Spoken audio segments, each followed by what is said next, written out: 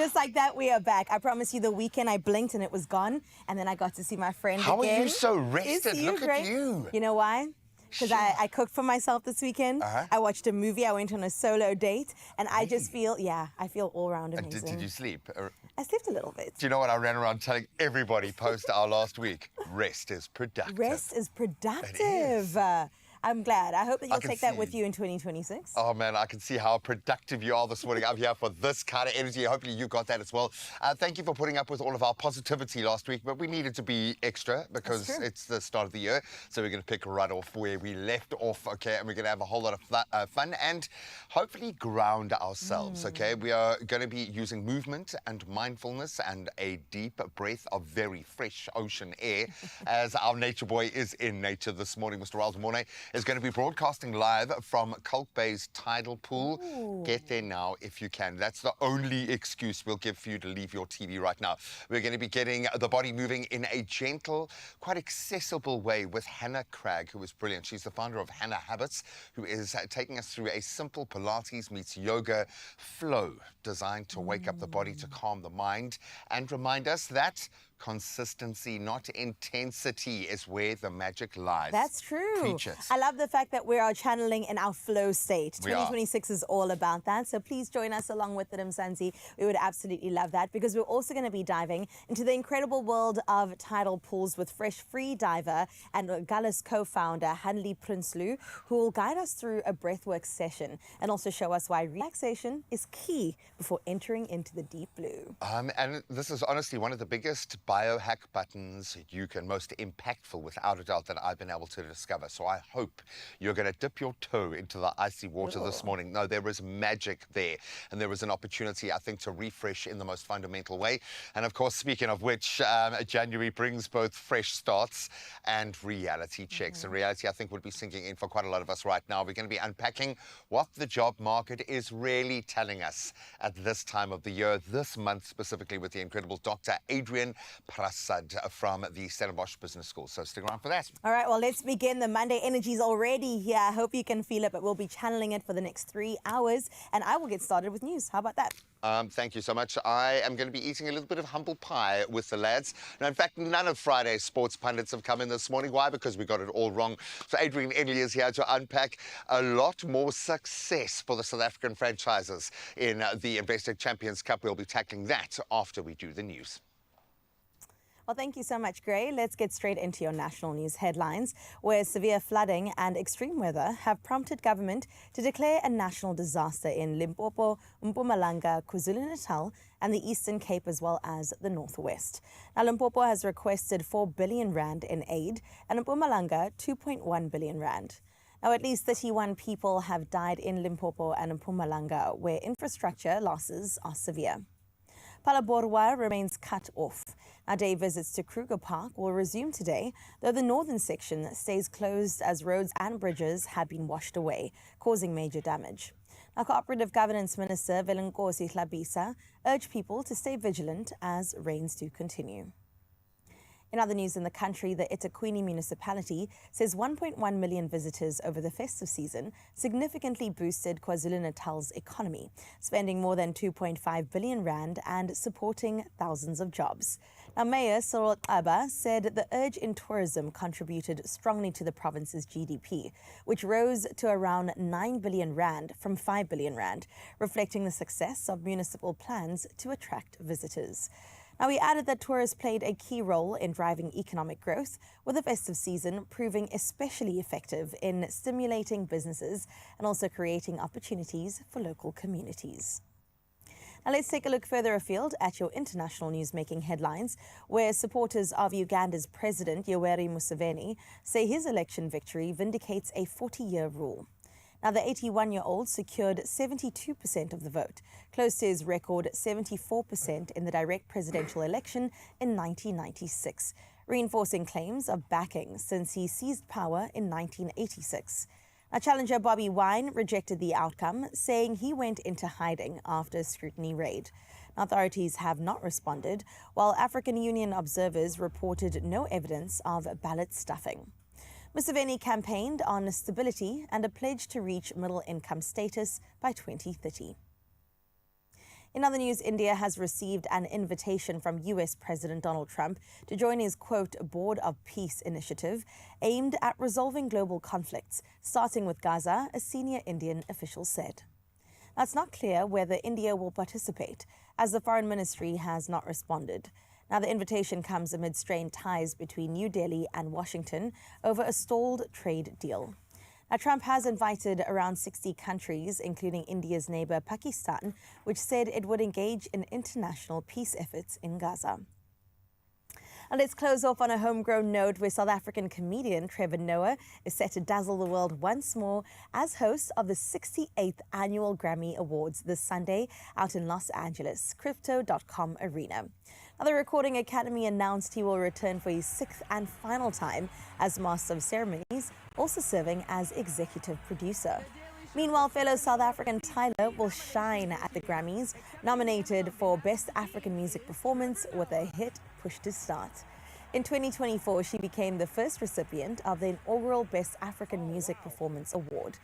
Now, from Kendrick Lamar to Lady Gaga, the Grammys are set to deliver star-studded glamour to the stage once again. And as award season continues, you know that we've already got you when it comes to your entertainment news, so brace yourselves for some really good times. That's where we leave your 6 o'clock news. Time now to get into your first bit of sports.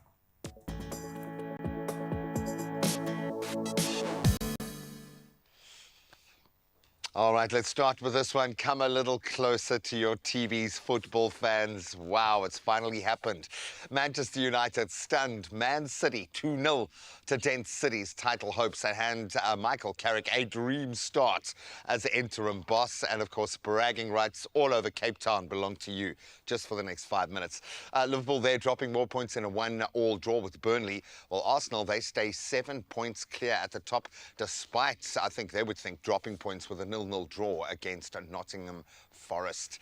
Now, I mentioned humble pie when it comes to the Champions Cup. Oh, the local franchises did well. The Bulls, they snapped their 7-match losing streak with a gutsy 26-24 comeback win over Pau to push them into a Champions Cup playoff spot at least. While the Sharks, they ran riot in Durban, thrashing Clermont 50-12.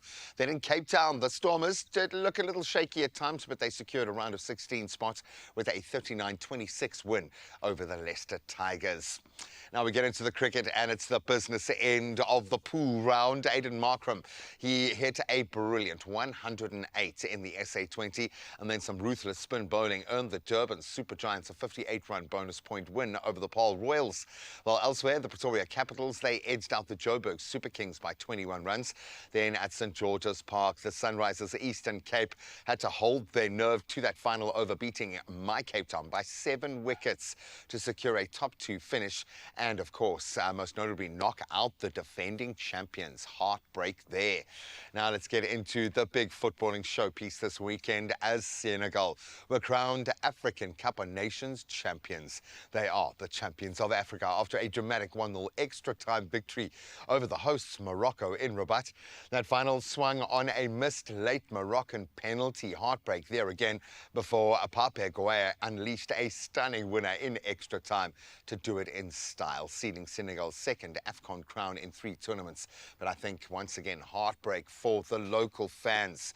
This one would have broken 50-year drought when it comes to the African title chase. So, well done to Senegal. They get the ultimate bragging rights this morning. But that's where we leave our sport for now. We'll chat a little bit of Champions Cup with Adrian Endley in just a moment. Right now, let's set the course for our weather today.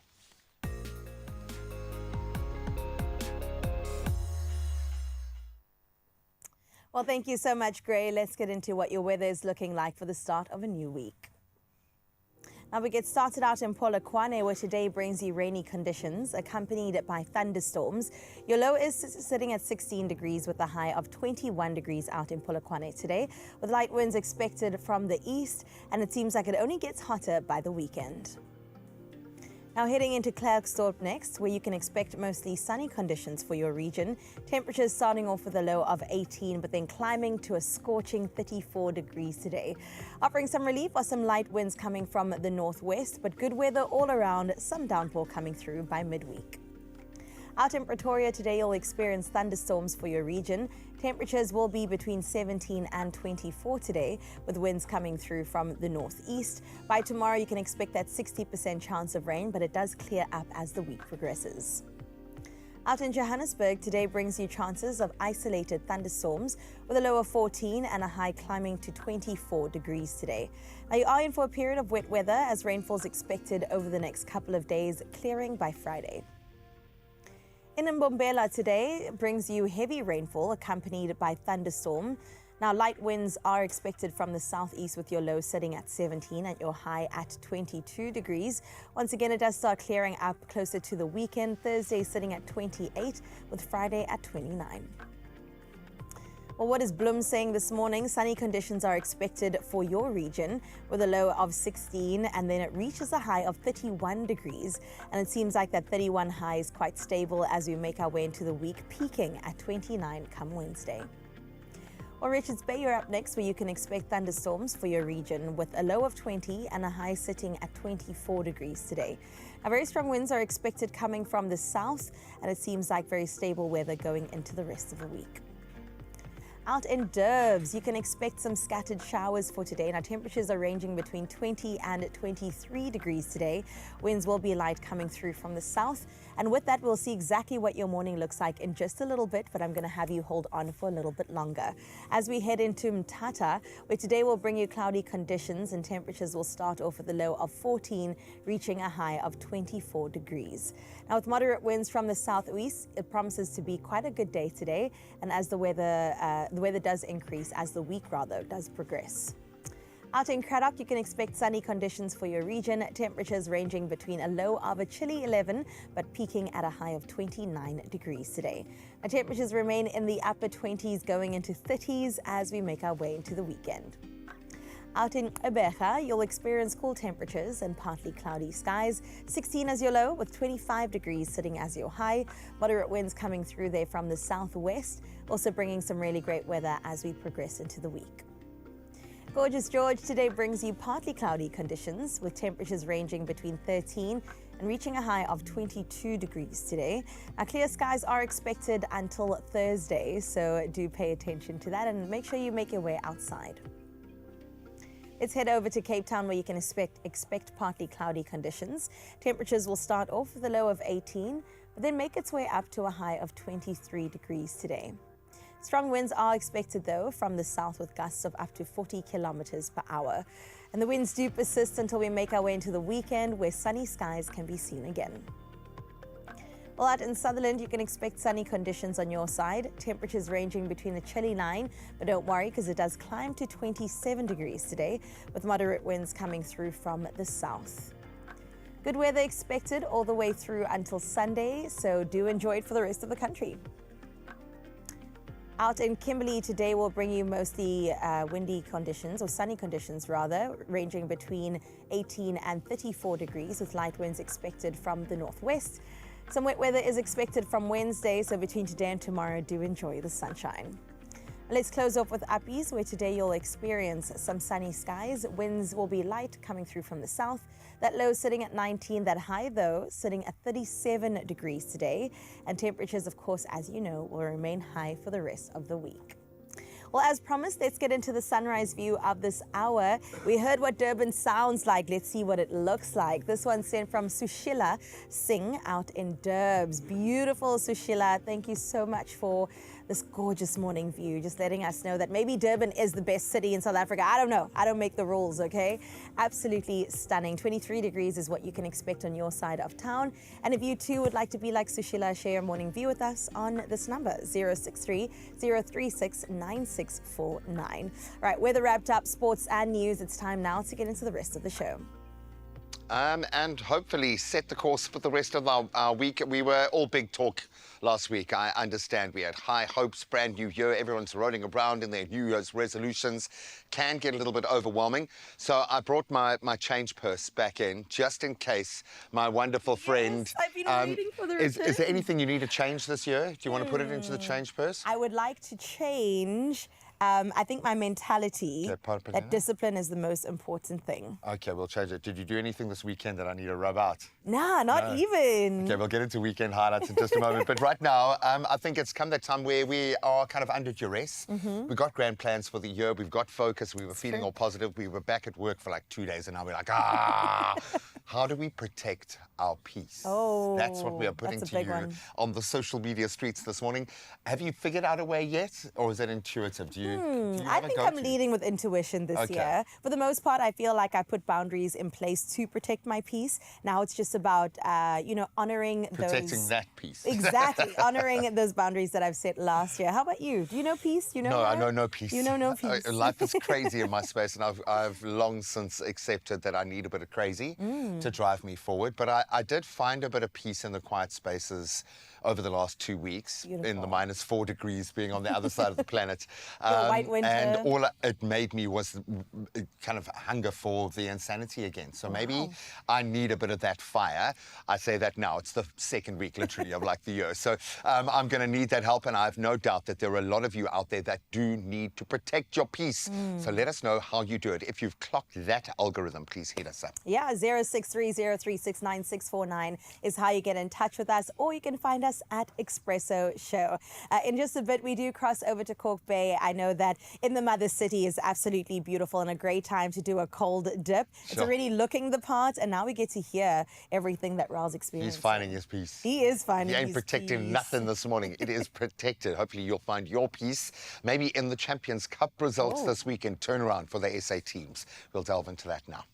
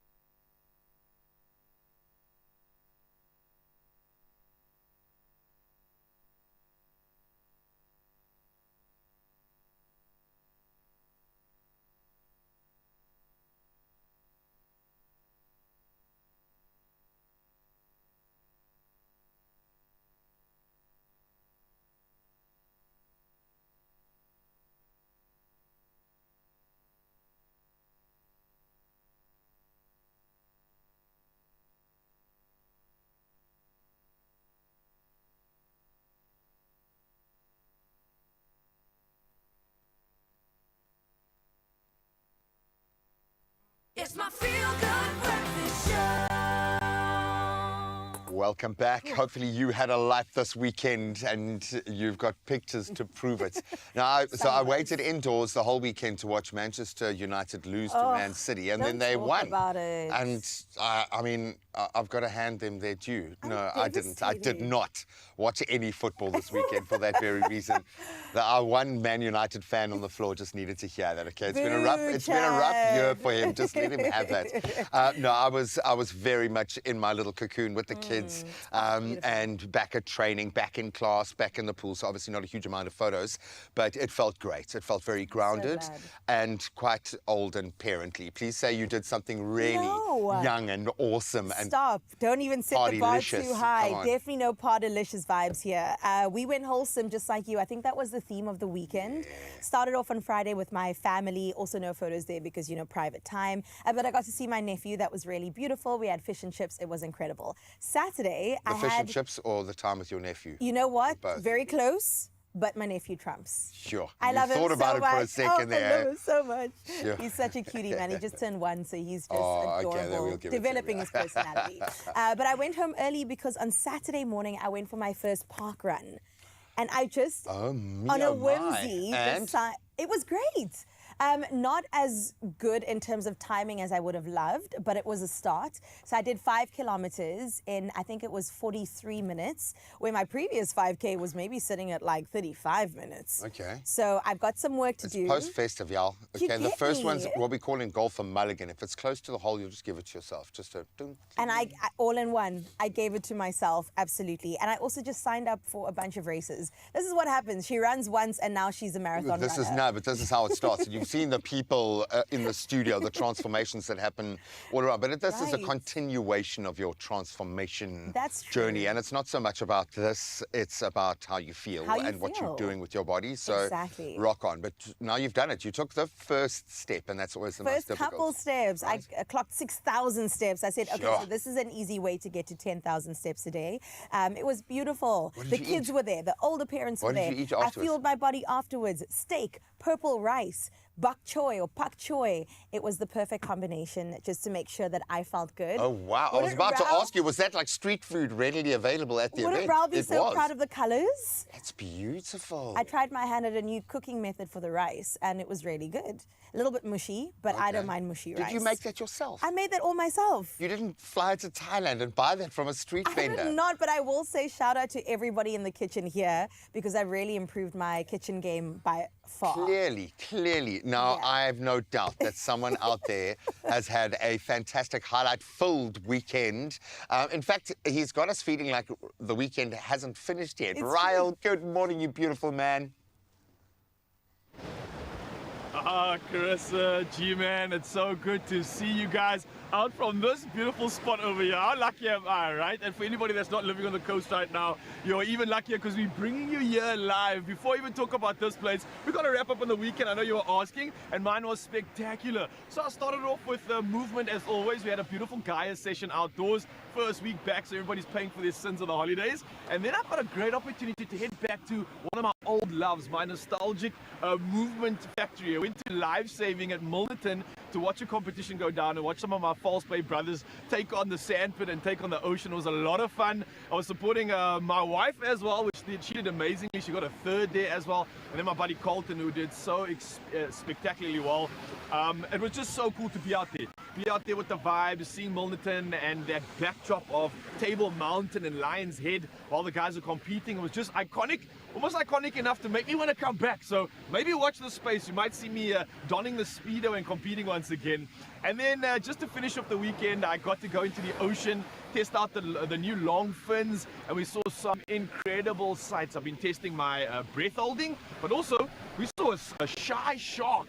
And that was a really cool first for me. So really starting to enjoy this underwater world, and even more excited because later on in the show, we're meeting up with Hanli Prince Lou, who's literally like a queen of the water. So I'm so keen to get more skills. And as I take on my underwater journey, I'm hoping that she can just ever advance it so that I can really truly enjoy that moment. But that was just a little bit of a dose of my weekend. How's it going out with you guys in the studio? I know there's a lot of Gees and Joel, and I can't wait to share this vibrant ocean energy with you in just a bit. Oh man, I've never been more jealous in my life, Ryle. I can't believe it's looking like that outside at the moment. And man, oh man, if you have the opportunity to hit your coastline, if you're from anywhere around South Africa and beyond, please make sure that you get on out there and enjoy it for the rest of us. Of course, we'll catch up with Ryle in just a bit. Our nature boy is in his element. He is in his flow state. And right now we're going to get into some sports because Gray and Adrian are standing by. And we know how Carissa loves her rugger. Okay, she loves a little bit of all sport, but this is her favorite. It's time for a little Champions Cup. And man, did we do well in the European space this weekend. We were forced to eat some humble pie this weekend as all of the South African franchises, or most at least, came good. The Bulls finally found that grit to end their losing run, a massive losing run. In France, the Sharks piled on the points down in Durbs. Stormers, they advanced despite a few flaws. And of course, the Lions exiting heartbreakingly. They have been on an incredible arc, but joining us to unpack all of the insanity is Adrian Enley, the only sports presenter out there who got anything right on Friday. Everyone else is wrong, man. All the best for the new year, my brother. Good Thank to see you, dude. too, yeah. We love it when we do get proven wrong in these sorts of instances, especially with a standard-setting team like the Bulls, who've been playing beautiful, expansive rugby. They've kind of changed their mold a little bit. Yeah. They found something. What did they find this weekend? What was the difference? Well, they definitely found their tackling ability because, wow, they put in a massive shift. They were Big absolutely hits. Dominant, physical. I mean, the amount of tackles they put in that match definitely gave them that advantage. And they have been playing well, and it's nice to finally see a result coming their way. And because of this massive result, they're now into the round They've of got 16. shots. Yeah, they've got a shot. Now, we love it for the Bulls because it's one of those teams, like it or not, they are a litmus test for the rest of South African rugby, and we need that. 50 points from the Springboks. I mean, the Sharks, finally. We can joke about it, but the fatigue of the insane box schedule, I think, does have an effect on the Sharks. So that's maybe their balance is like, who do we play when and how do we manage this beautiful squad? Well, they managed it perfectly.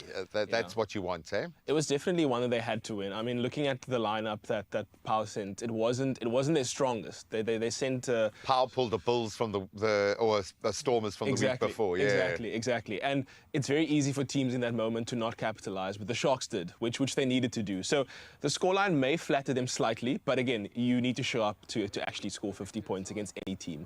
And it's nice to see them finally doing that. They may still have some headaches about the Sale Shark game. We're not going to think too much about that. And unfortunately, given what happened, they haven't made it to the round of 16 now. The Sharks are missing out on the playoff spot. But maybe that's for the best. Maybe now they can just focus on the URC, focus on rest for 2 weeks. Yeah, exactly. Because at the end of the day, I think them sending players for the championship, it's just using players in a way that they don't want them to right now. It's not benefiting the tier certainly that a lot of those players are on. Yeah. Dobbo, more concerned, more happy after this weekend. We got the results, so I think more happy. I think all of us will bank the points. Yeah. We'll take that, but a couple of signs, maybe not firing on all cylinders. How do you think he would have been feeling about that win? Well, look, yeah, obviously he's happy about a win. That's what you want in the day. We've confirmed our sort of playoff spot right now. But I do think that what we saw on Saturday will definitely be punished a lot more with stronger teams. Okay. If we saw the sort of carelessness that sometimes came with our possession, our kicking wasn't that great as well. So, look, I think it's very easy to see where we're going wrong. So it's easy to fix, hopefully. But in the round of 16, I mean, it's a knockout match. Anything can happen. And I think things like that will be punished a lot harder than they were this past Saturday. But it looks like they enjoyed themselves. I almost got lost in the game again, and it's great to see teams that work off that premise of expressing themselves, feeling free to do it. But like you say, we're going to need to shore up a little bit against some pretty strong outfits. I'm thinking of how Bristol have been through this tournament. There's some really strong teams that aren't normally on our radar. Definitely. Can we shift to the team that's never on anyone's radar, that has been growing so beautifully over the last few seasons? Yeah. I use the term heartbreak always when talking about the Lions, because they win the matches that we don't expect them to win. Yeah. The matches that we need them to win, heartbreakingly, they exit. Where are they this season? Do they look at this as a success based on the compound growth that they've experienced? Or is it time now to start nailing these clutch moments? Is this the next step for them? I think if they're going to look at the first sort of 3/4 of their matches, they'll be very happy. But again, it was a situation where when it comes to those like in the death moments, they aren't capitalizing. They've been playing so well. I think that's what's very frustrating for everyone. Exactly, They have been playing well. They just aren't picking up results. And we can talk all about how they play. At the end of the day, it's about those points that they pick up. And so they'll probably look back at this season and be like, look, we've built something good here, but we need to actually get results. It doesn't matter how good we're playing if we're not picking up results. It really is heartbreak. It is heartbreak, but hopefully the points will come with how good they're playing. Yeah, and do you say this is a success or failure for the management team? I would say it is a success so far. They just need to work on that sort of big game energy that they need. They might need you in the boardroom later. I was going to say, I've got my tie ready if they need it. Hey, listen, he was the only one who got all of the results, I think, right this weekend. So give it to him. Give kudos where it's due, but well done to all of the South African franchises. And yes, I'm going to say it one more time. Well done to Manchester United for beating Man City 2-0. Come on. Hope you're ready to start moving. I feel a princely energy in the space. Oh, it's going to be a regal workout and an insane one at that. Look at the size of those guns. I hope you're ready for it. Neither you or I are taking part. Yeah, I'm glad. Carissa is getting moving after this. The countdown is on to the 2026 World Sports Betting Cape Town Met, where the thrill of the horse racing meets world-class style. From the thunder of hooves to the electric atmosphere trackside, this is race day at its finest, and you could be there to experience it all. 6 lucky viewers stand to win double general access tickets, plus 5,000 Rand cash. To enter, head to Expresso's Facebook, IG or X pages, answer the easy question and include their hashtag. Entries close midday, Wednesday, 28 January. T's and C's apply.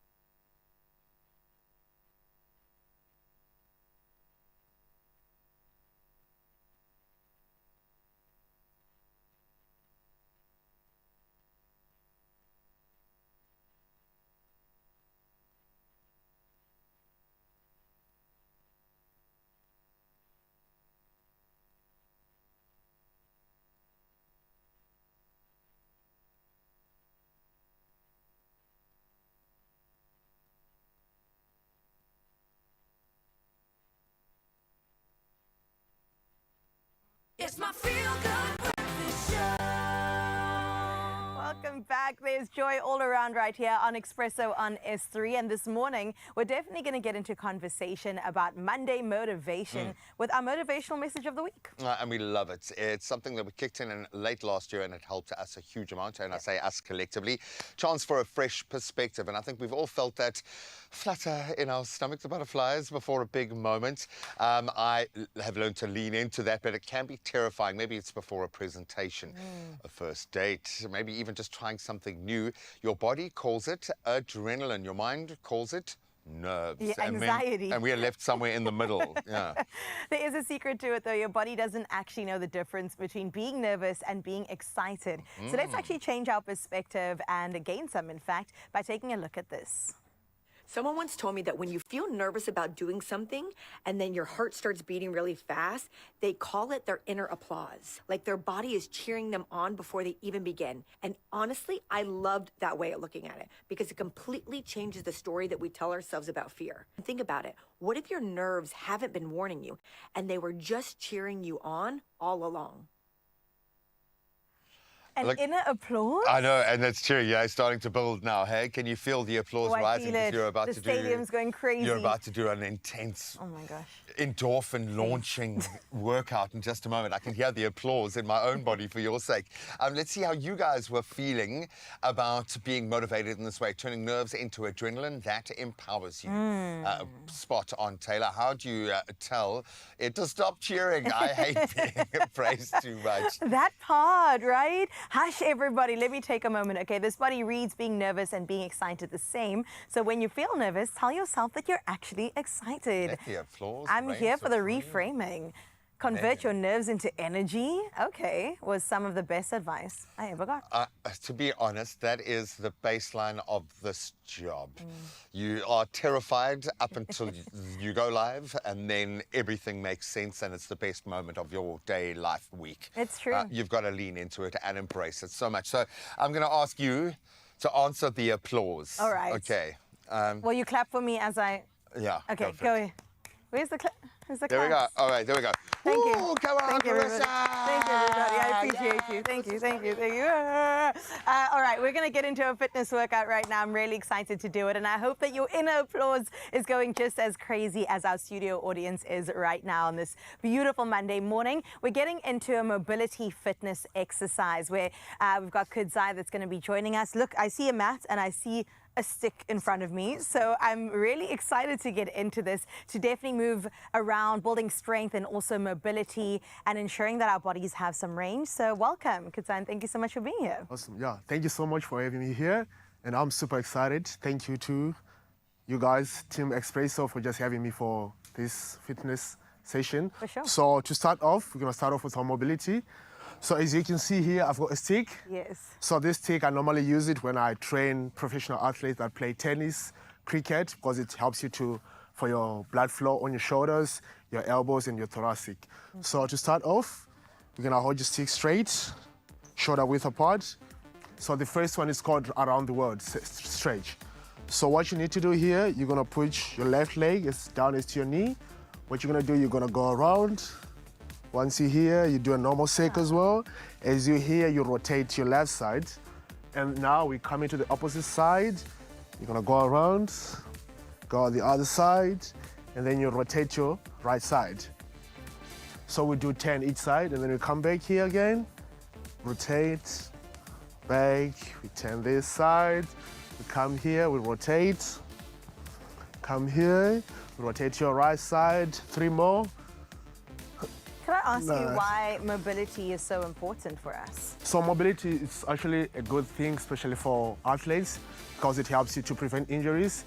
Because normally our body is programmed to move forward, but especially if you play tennis, sometimes you move in different directions. Right. So when you do like this, it's helping you, like whenever you're reaching for a ball, Yeah. your joints are already used to go that direction. I get you. Awesome. Or if you're over 30, just reaching for a glass of Yeah, water. for sure, you know yeah. what I'm Okay, saying? so we're gonna do one more on your right side. Let's go. And then we turn to our right side. Awesome. Okay, from here we're gonna drop our sticks down. Okay, so we're gonna go to what we call sprinter stretch. Okay. We normally use this for rugby players and sprinters. So what we're gonna do is, you're gonna put your left leg forward, and then you bring your left hand in a line with your knee. So what I want you to do is, you're gonna keep your posture straight. You're just gonna be kneeling backwards. As you kneel backward, make sure you keep your knees, you lock your knee, and then you just reach to your toe. So we're gonna do 3 each side, and then you come back. When you come back, you just tilt your chest, your posture straight. Make sure you're feeling your hips stretched, your hip flexors stretched, and this is good for your lower back as well. And then we go back again. Make sure you keep your bum out, lock your knee. You can feel a good stretch on your hamstring. Yeah. We're gonna do last one. That feels good, especially after my run on Saturday. Right, yeah, this is good for athletes that are preparing for marathon and stuff. Yeah, she's an athlete. Okay, okay, awesome. For now, we're gonna change to the right side. You have to balance everywhere. Okay, make sure you're gonna bring your right hand close to your knee. What you need to do now, you're just gonna reach backwards, keep your knee straight, feel a good stretch on your hamstring. When you come back, always posture straight, chest out. Your lower back is straight, nice. Let's go backwards, reach forward. So always, whenever you do exercise, make sure your chest is out, and this is good for your posture. I'm gonna do last one. Awesome. Okay, so for this one, I'm gonna need for you, you're gonna bring your left, put your left leg here. So this one we call it frog thread the needle. Okay. Frog thread the needle, you're gonna put your left hand here, you reach a bit forward. So what you're doing is, you're gonna take your right hand, you just act as if you're reaching to your left toe. Coming from there, we're just gonna rotate your chest up. Ooh, this is a nice stretch. Last one. Nice. Okay, when you stretch your arm, make sure you breathe out. Okay, last one on this side.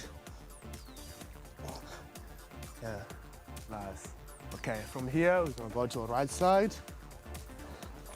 Make sure you keep your posture straight. And this is also good for people who always stay on the desk for like many times. Right. So it helps you to like straighten your back and stuff. Yeah. Okay, Please, if you try this in your office today, send yeah, us videos. You don't need like equipment, you can just do it anytime. Right. Okay, let's go. Yeah, exhale. So whenever you exercise, you have to make sure that you're working on your breathing exercise. True. Okay, last one. Okay, nice. Okay, from here, I'm gonna show you. Okay, this is our last round, because so let's make it something great. Awesome. So for our last round, I wanna take this for South Africans. Back in the days, they used to call it Zulu swat. Okay. But here, like European, they call it deep hole swat. So what we're gonna do is, we're gonna face this side. Yeah, you can face me. We're just going straight. Make sure your bum is almost close to your heel. If you're struggling like that, you can keep your toes up. But I can see you've got a good mobility. Yeah. So we're just gonna hold here. What we'll be doing here, we're just tapping side to side.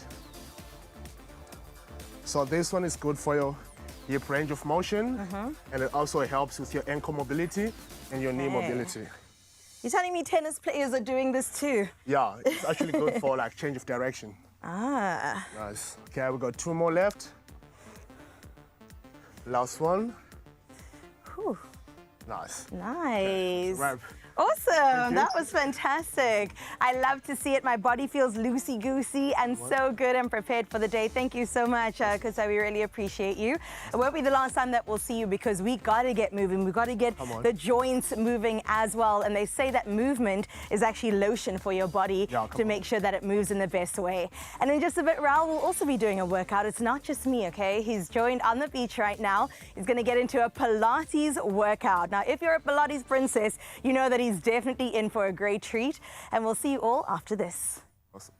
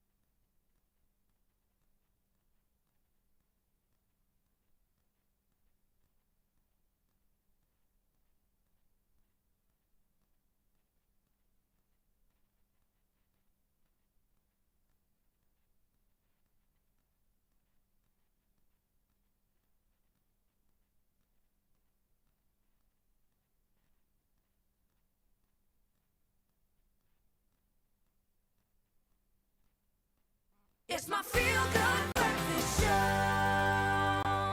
We can feel the energy shifting all around us. We've just got to sink into that. And right now, Ryle is about to find his flow and get moving in a slightly different way to he's used to. Cannot wait for that. Ryle, I hope you're ready, my brother.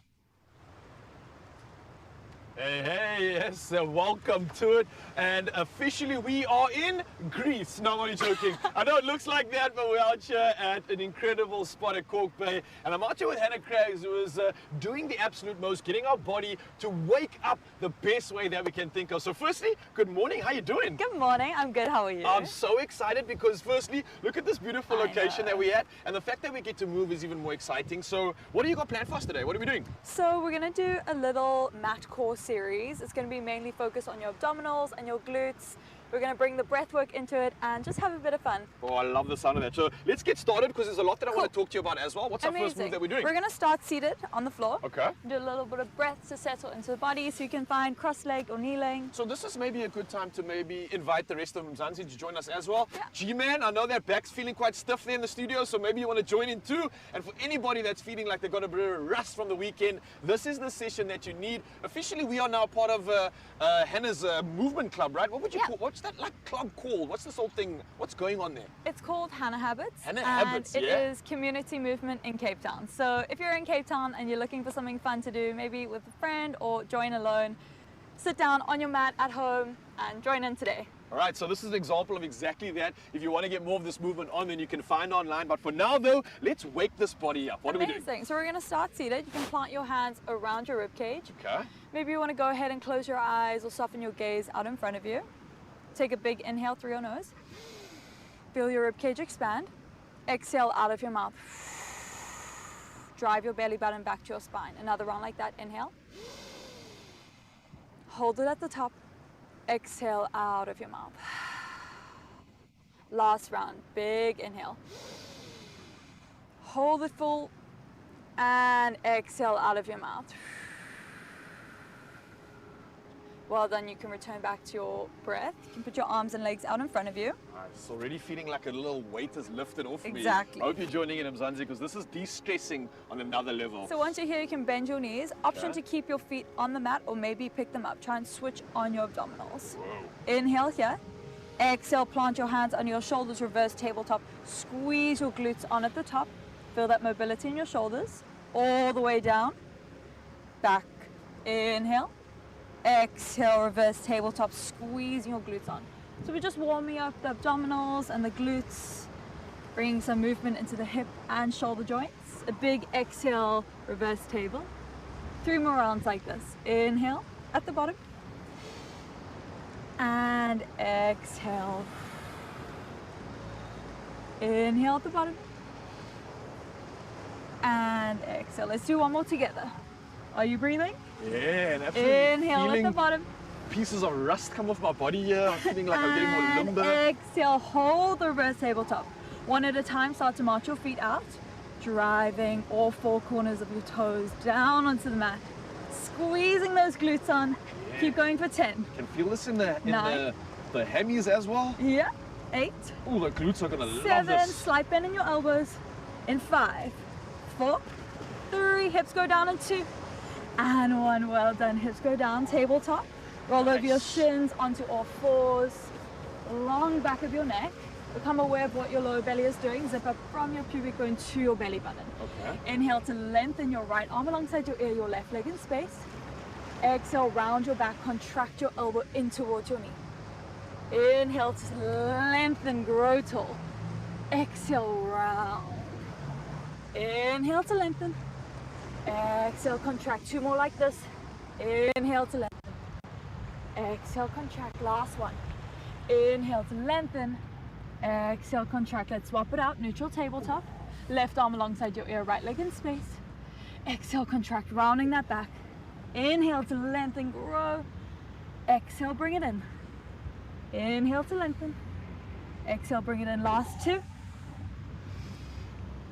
And 1. Well done. Neutral tabletop. Tuck your toes. Oh, that was a little bit of ab work there as well. Very Hovering nice. table. Lift your knees up off the mat. Now it's time. 1 at a time. Tap your knees down. Try and drive that belly button into your spine. Long back of your neck.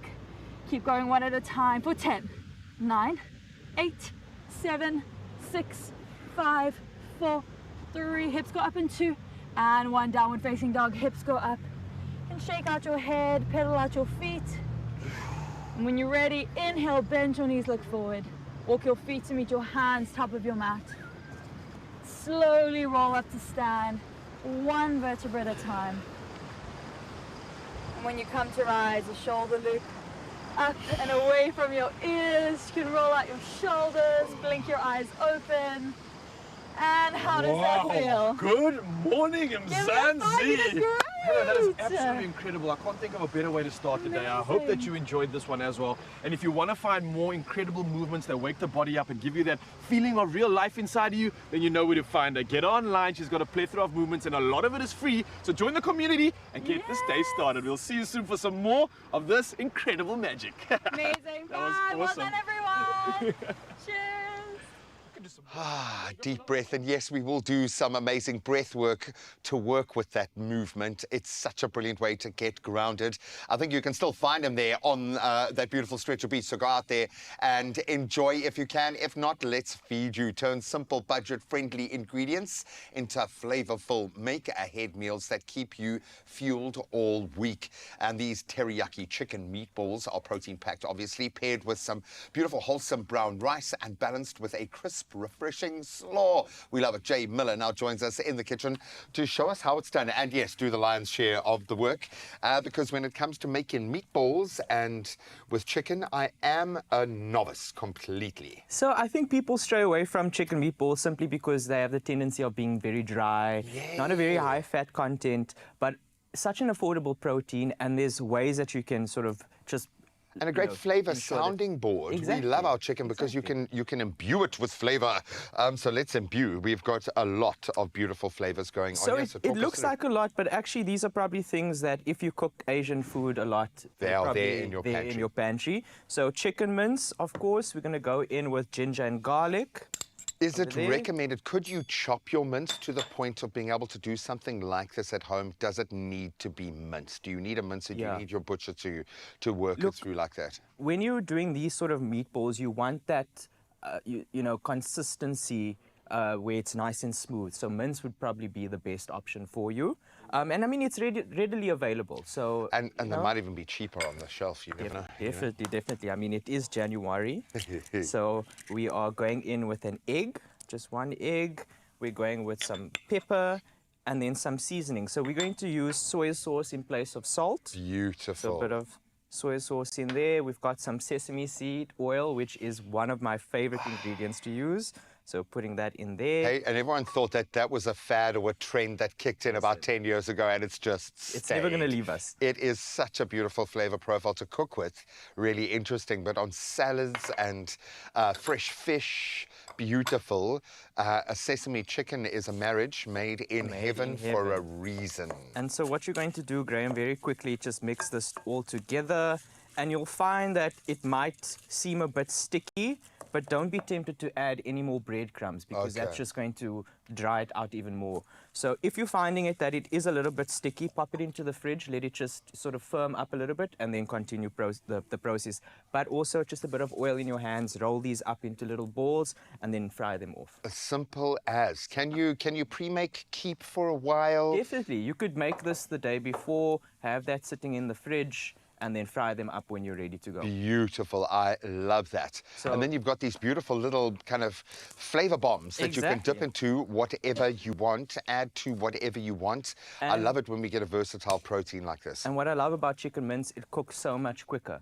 So again, shortening the time in the kitchen. I suppose you're just wanting to sear off the edges, and that residual heat is going to cook through so quickly. So look at those golden brown little beautiful nuggets of joy. And then I think if you've got a couple cold, my kids absolutely love these for a lunchbox filler if you want to get that protein in something different. So made the night before, into a container, into your lunchbox, ready to go for the morning. Beautiful. Perfect. So we've got all these lovely sort of juices in the pan. We're not going to let those go to waste, so we're going to deglaze with a bit of rice wine vinegar. Oh, nice. In with about a 1/4 cup of soy sauce, And we are really lucky now to be able to get so many Asian-inspired cooking ingredients either made here Everywhere. at a very high quality. I mean, we've gone artisanal in so many spaces with breads, with oils, and that's thankfully has opened up just in the South African way. In every other space, we've opened up our flavor palette rather than become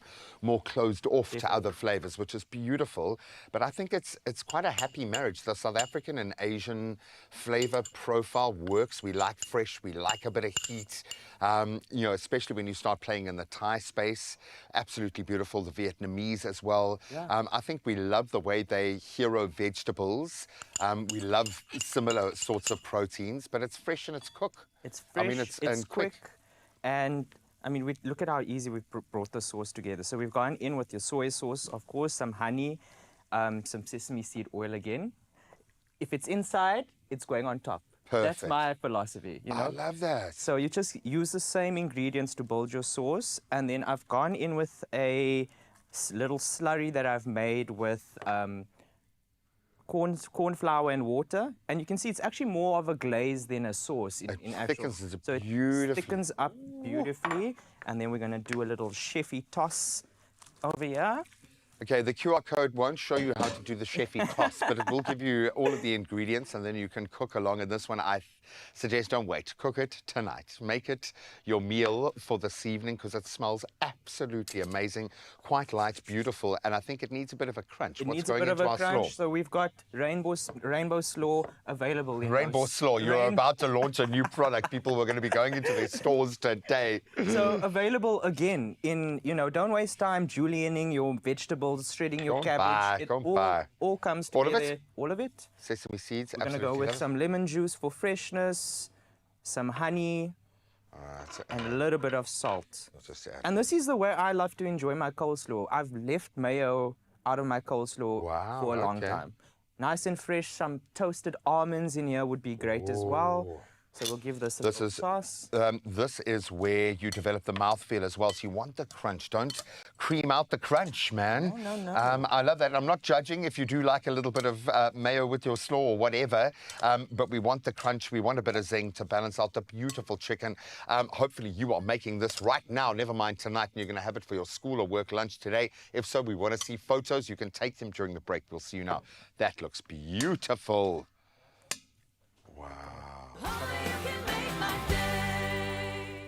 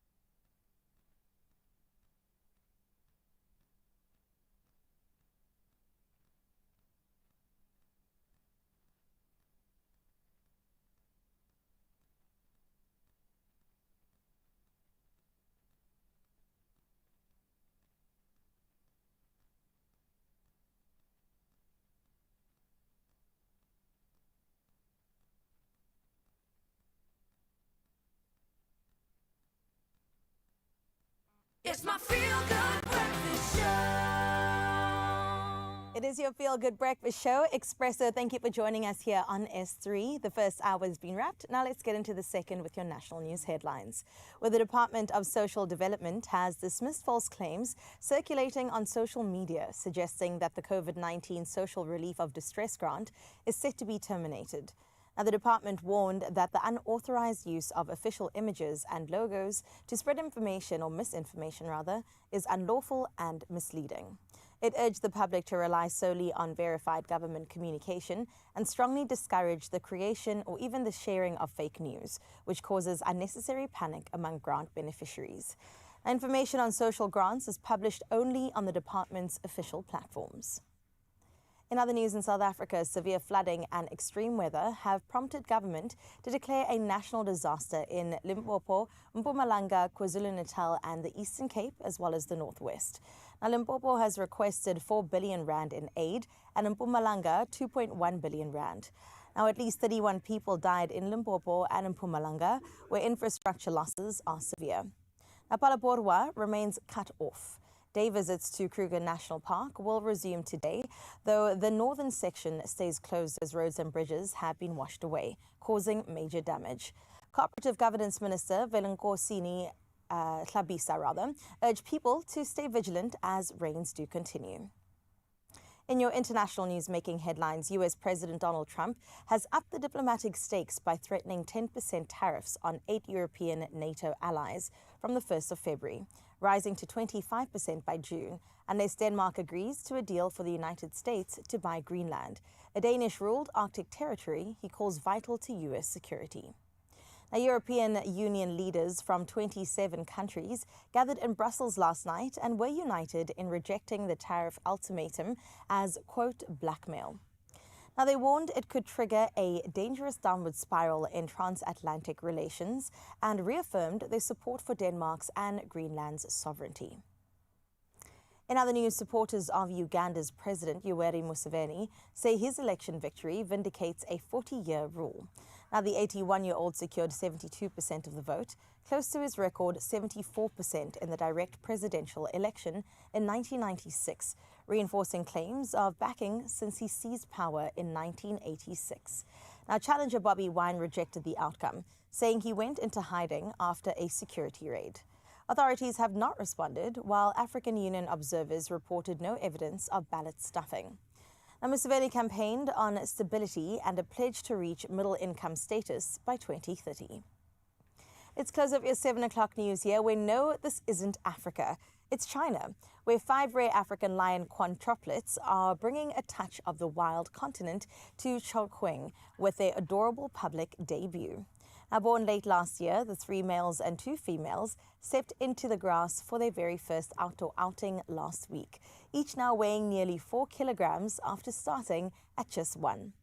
Now, some tumbled about playfully, while others explored with cautious curiosity, all soaking up the winter sunshine.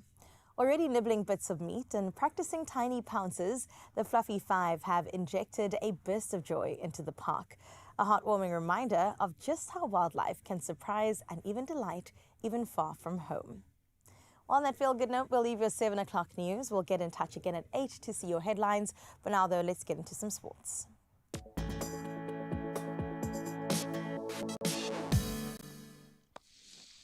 Oh, let's start with the big news this morning. Never mind AFCON, it was Derby Day yesterday.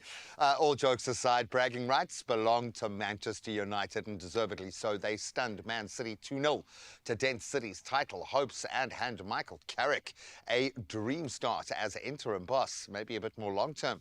So Liverpool, they dropped more points in a 1-1 draw with Burnley, or Arsenal, they stayed 7 points clear at the top, despite, I think they would think, drawing 0-0 with Nottingham Forest being a dropped points opportunity there. Now we get into rugby and a turnaround for the local franchises as the Bulls snapped their 7-match losing streak with a gutsy 26-24 comeback win over Pau to push them into a Champions Cup playoff spot. While the Sharks, they ran riot in Durban, thrashing Clermont 50-12. They can't make it through, however. But in Cape Town, the Stormers secured a round of 16 spot with a 39-26 win over the Leicester Tigers. Now we get into cricket and the business end of the SA20 fast approaching. Aidan Markram stepping up at the right time, a brilliant 108, and then some ruthless spin bowling, earning the Durban Supergiants a 58-run bonus point win over the Paarl Royals. Then elsewhere, the Pretoria Capitals, they look good, edging the Joburg Super Kings by 21 runs. Then down at St George's Park, the Sunrisers Eastern Cape showed their nerve in that final over, beating my Cape Town by 7 wickets to secure a top 2 finish, and of course, most notably knock out the defending champions. Now let's get into our footballing showpiece. On the weekend, Senegal were crowned African Cup of Nations champions. That was after a very dramatic 1-0 extra time victory over the hosts Morocco and their impassioned fans in Rabat. So that final swung on a missed late Moroccan penalty. Can you believe it? And that was before Pape Gueye. He unleashed a stunning winner in extra time, sealing Senegal's second AFCON crown in 3 tournaments. Congratulations to them. What a great way to send off Sadio Mane. But that's where we leave our sporting results for now. Let's catch up on the roads.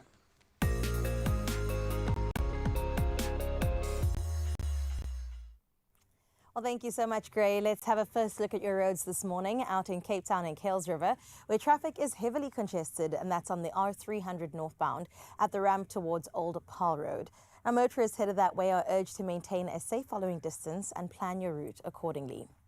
Sticking in Cape Town but heading over to Milnerton, there is back-to-back traffic currently being experienced on the N7 southbound, and that's at the N1 inbound ramp. Now, delays are expected, as you can imagine, so do allow for some added travel time. And also, wherever you're headed this morning, Mzansi, please make sure that you arrive alive. That is where we leave your roads for now. Let's have another look at what's happening in your weather. Now we get started in Polokwane, where today brings you rainy conditions accompanied by thunderstorms. Temperatures will start off at a low of 16 and work its way up to 29 degrees, with light winds coming through there from the east. Low temperatures throughout the week, as it does peak again on Friday with 29 degrees is what you can expect.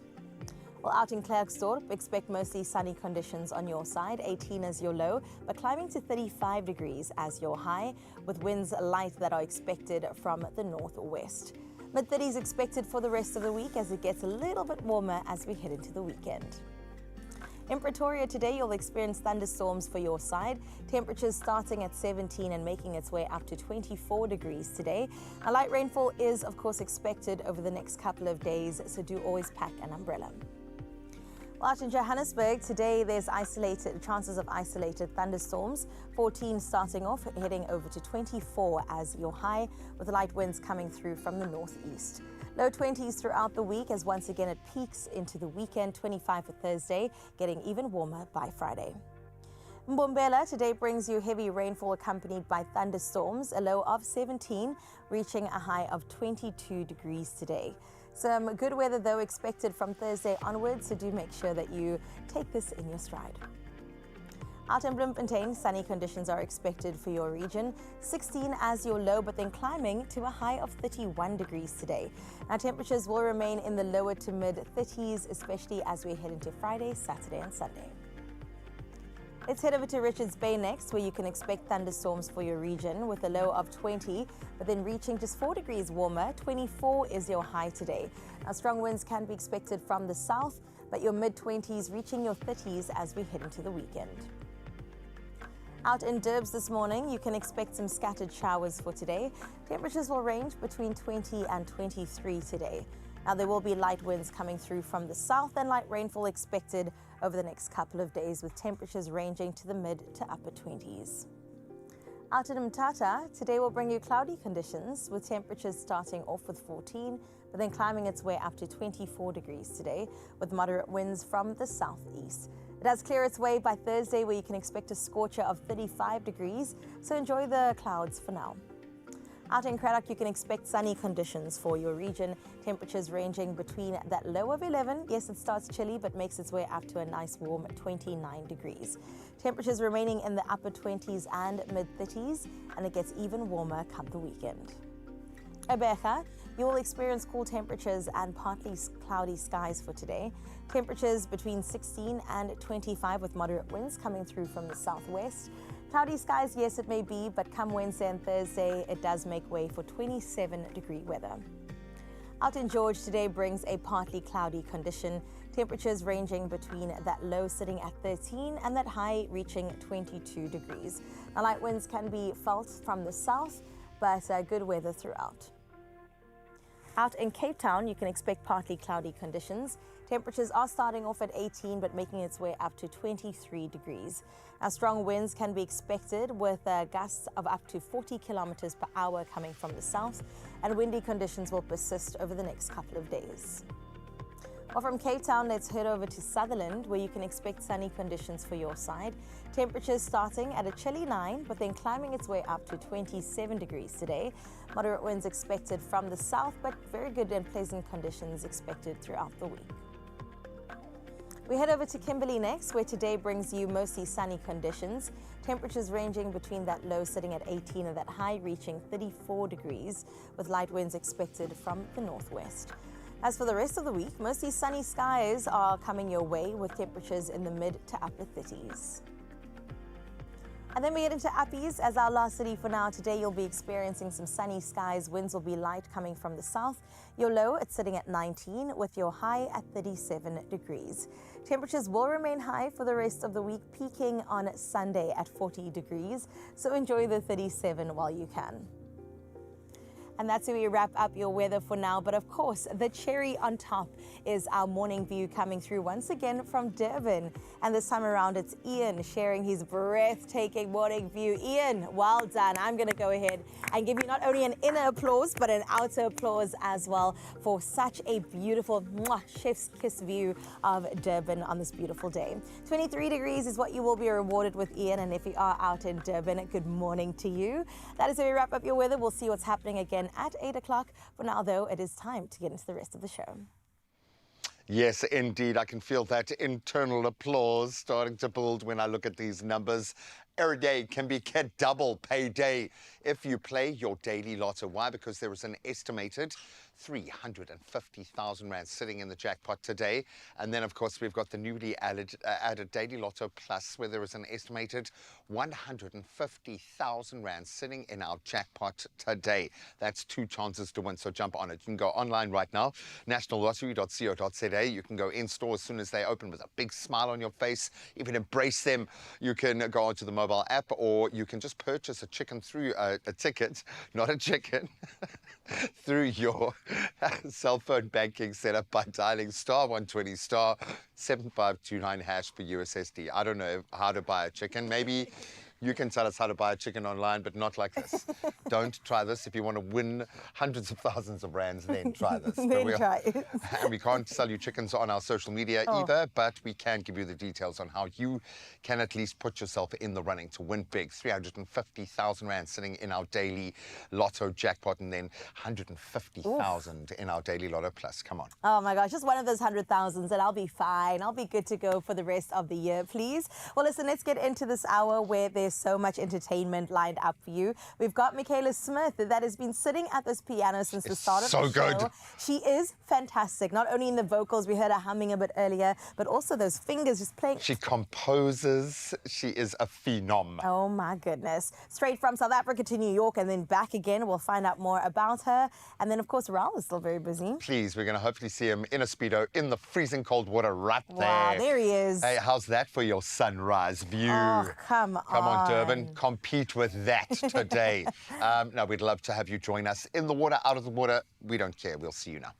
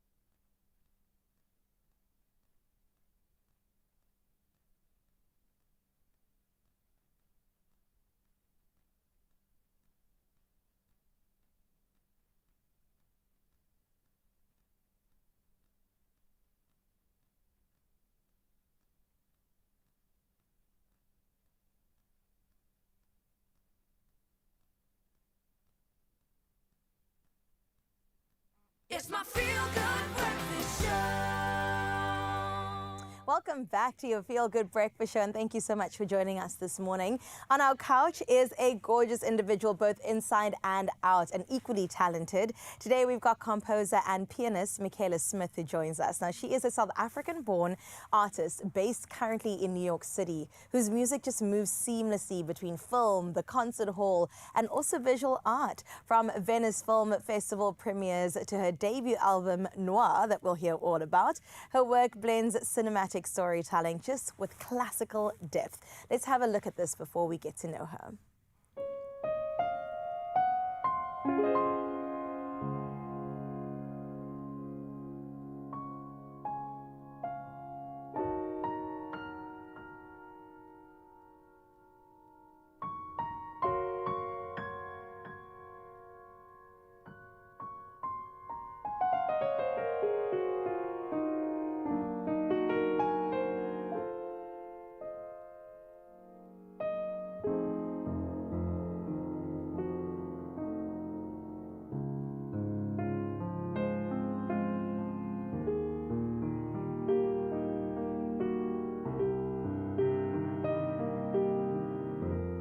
We're going to need a much less chilled round of applause for this Wow. superstar. Thank you so much. You could just feel the energetic, the rhythm of our entire studio shift. Thank you so much for being here. Oh, thank you for having me. So thrilled to be here. It is so exciting to see, obviously, a local gal made good on a level that I think few people will even understand, let alone kind of recognize. Yeah. I'm desperate to know where one side of what you does begin and the other ends, because you work in so many very rich musical spaces. Yeah. How do you know when a sound is for a movie? How do you know when a sound is for a track, when a sound is just for you? Just let us inside your creative mind, please. Oh my goodness. My creative mind right now is everywhere. I think that I've somehow just, I guess, done everything, and everything, it feels like my music feeds. Like everything I do feeds into the other thing. Even with this solo album, it's very much informed by my work in film. And my work in film is very much informed by my work as a pianist.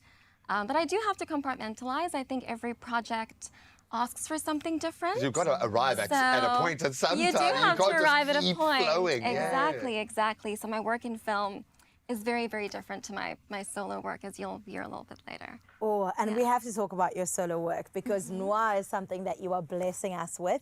Some may say it is the peak of your artistic voice, but I think that there definitely is room for more. For now. For now, exactly. So what personal and also creative shifts had to happen for this to come to life? Yeah, I feel that I always say that this is the music I've always wanted to release and share with the world. I think it was incredibly empowering to step into the world as a solo artist, because I have been working quite a bit in film. Yeah. And so that was the shift for me personally, just really, really stepping into my own power as an artist, as a pianist, and sharing works that have been in my heart for a very long time, some works that have been in the vault, some works that have been inspired by where I'm at in my life currently. So it's a lot. We'll call it emotional processing as It's you emotional processing. expand. Yes, yes. Now, we joke about it a lot, but post-COVID, because we're in that phase of journey now, I think we've needed to lean on the music to help us, because we don't have the musicality or the emotional tools. Right. So when you go on these personal journeys,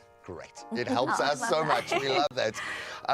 I've got to ask, though, because there's a new question that seems to be emerging with young South African artists kind of blossoming all over the world. Yeah. How does your cultural memory of your roots and your connection, because you are clearly still very connected to South very Africa, connected, how does that yes. inform how you live and work that side? Oh, that is such a great question. I feel like I carry Cape Town and South Africa wherever I go. I mean, this album itself, I call it my odyssey from Cape Town to New York, and all of my experiences that have informed that. Right. And so it's an emotional journey. I carry that with me emotionally. My parents, my family, my roots, where I'm from. I think it speaks through the music that I write every day. So The anchor, yeah. That is beautiful. I think that's the thing that definitely grounds me, definitely. But hearing you say New York is Yeah. like one of the cutest things ever on the planet, so that's okay. We'll let you take that one. It's really cool. I do want to know though, just a quick side question. So when it comes to songwriters, they would write their lyrics down, sing in maybe a voice memo. Do you do the same when it comes to composing music? I sing do. the notes. So even this piece I'll play for you later, it's called New York City, and this melody came to me as I was walking through the streets of New York. I was on my way to the Met Museum, and I heard this melody came into my mind. Yeah. The first thing I do is I take my phone out. I probably still have it in my phone. I sing into my phone, and I run back to my piano, and I sort of flesh everything out from there. So everything starts with, because I think the music comes to me when I'm least expecting it. When I'm on my run, I heard that you did your first. My running journey. I love that for you, and I'm here for it. So when I'm on my run, when I'm walking, and I think it just comes, and I have to capture it somehow. So. Oh, I love that. That is beautiful. With the piece that you're going to be playing for us in just a moment, if there was one emotion for those of us that aren't musically gifted to plug into, what would that be, that jumping off point for you for this song? Oh, emotion. I think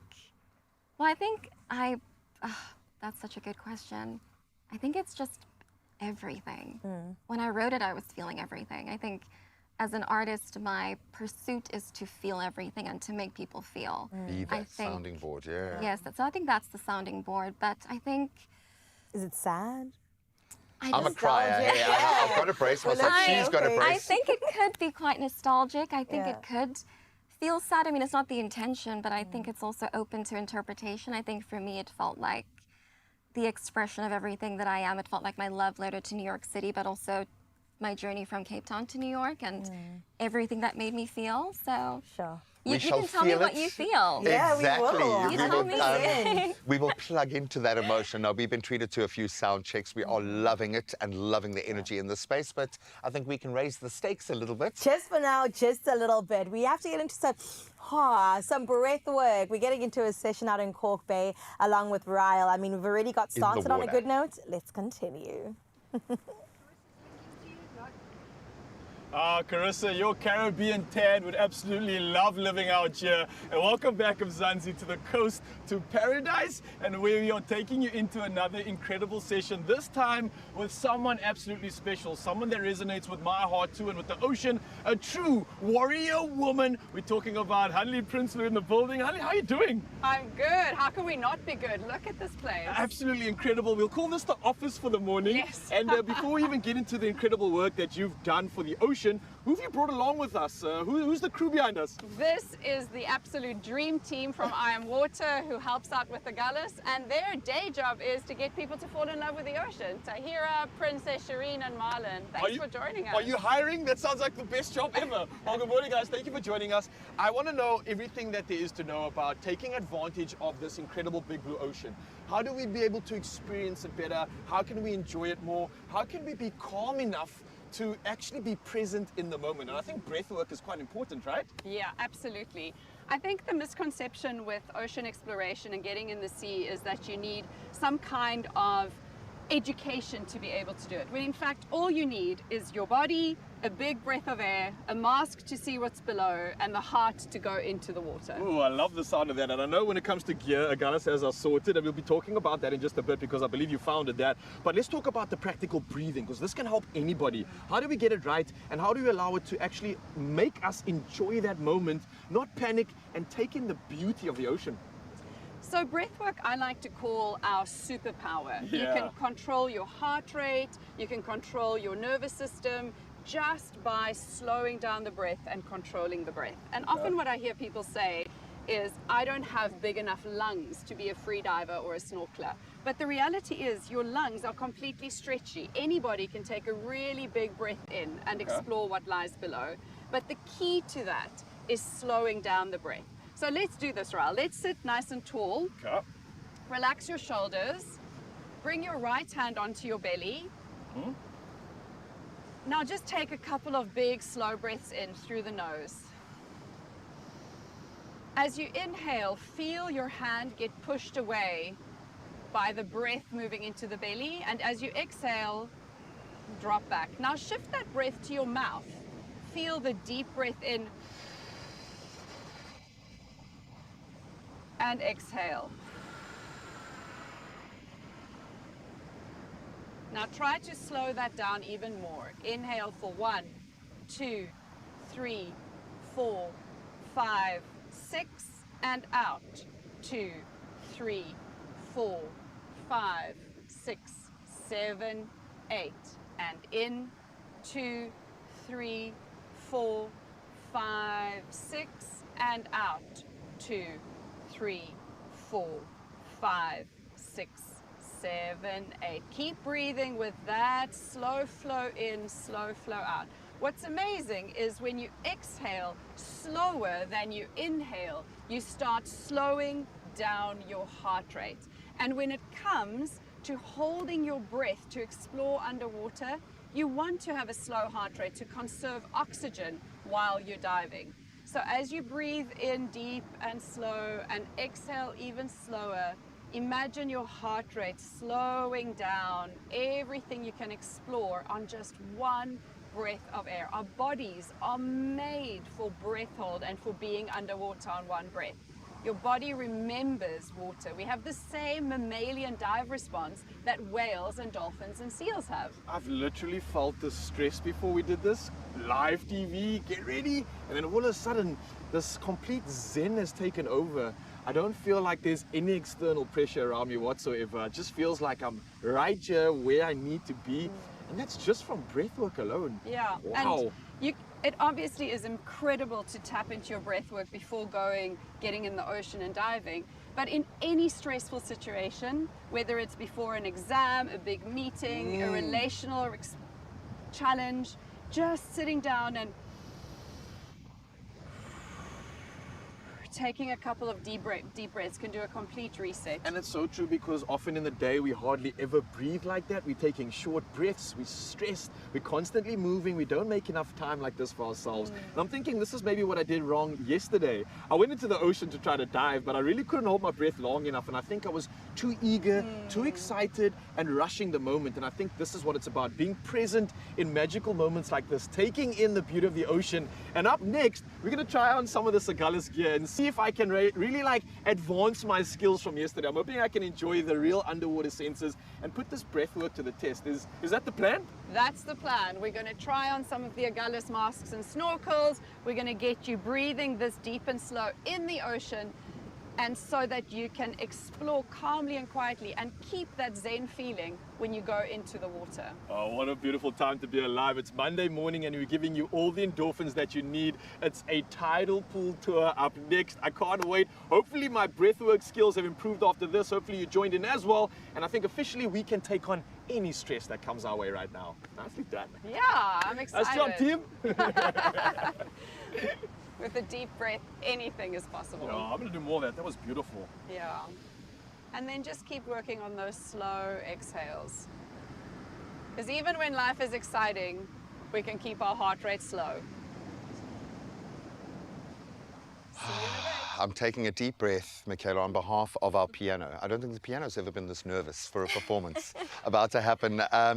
Michaela Smith has been here to perform, obviously, for us this morning, but I think for you guys, it's going to be a very, very special treat. So we thought we'd give you just a little prelude, a taste of what's to come after the break, and then hopefully we won't lose you as you drift off into your memory and some nostalgia. Give us a little taste of what's to come.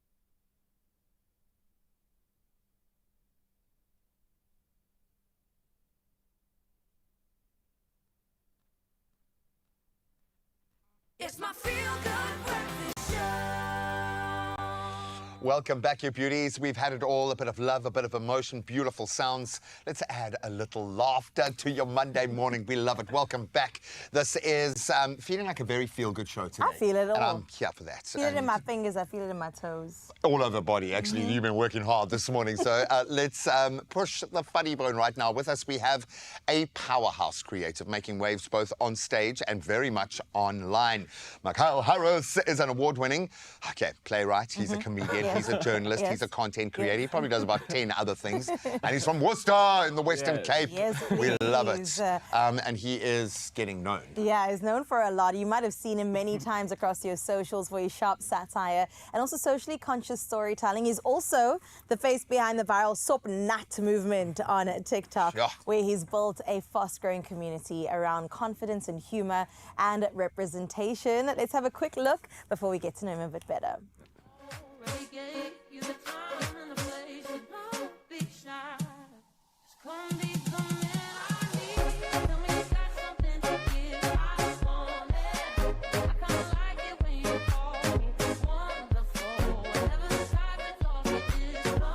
Oh, beautiful. Let's give him a feel-good welcome.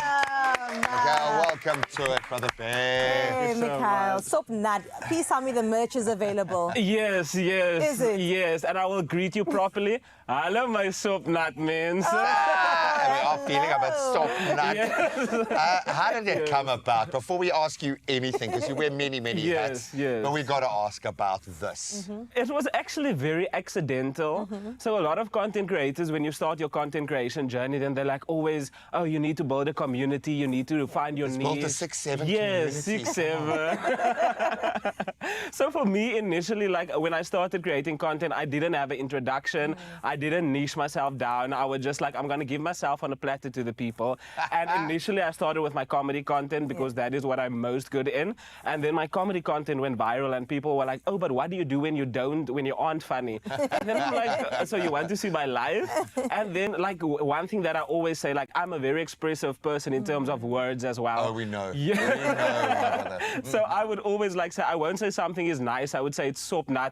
Or if I'm tired, then I would say, oh, ek is nou sop nat van die moegheid. Or if I am just like, it's a long day, then I was like, ach, it's a sop nat dag. So that became like a lot and people started picking up on it in my videos. So in my comment section, I would constantly see sop nat, sop nat. And then I was like, oh, but that is my community. That is my sop nat people now. So that we are sop nuts. Yes. We are there for you, my friend. Sop natters. I'm here for it. Okay, so you wear many hats, as Graham mentioned before. The playwriting, the comedian, journalist, content creator. How do these different roles sort of come together and even influence each other when you tell your stories? Yes, I think it is very important because all of the hats that I wear, the common point is storytelling. So I actually studied drama and theatre at Stellenbosch University, and then I did my honours in applied theatre, which is very socially conscious, a way of taking the theatre out of conventional theatre buildings into like communities. So I am an actor by heart, and that is what I studied for. But unfortunately, there's not a lot of representation on television for more plus-size people.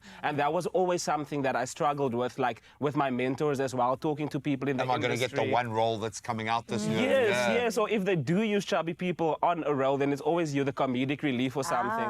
So I was talking to my mentor last year, and I was like, I want to destigmatize this. So if I'm not going to get a role on television through my agent or through any other casting agencies, then I will create my own platform. And that is where TikTok came in. Because Sylvester Stallone. Yes, because now I don't wait for audition briefs or anything. I just produce content every single day and my community comes back for it. So that was very cool to see that I can still be myself and people will still love you. Oh, I love that. We found on our show, because we are quite light and fluffy, and we lean on a lot of comedic geniuses that come through our doors. But as a result, we can go to pretty dark places because we don't take ourselves too seriously. That's true.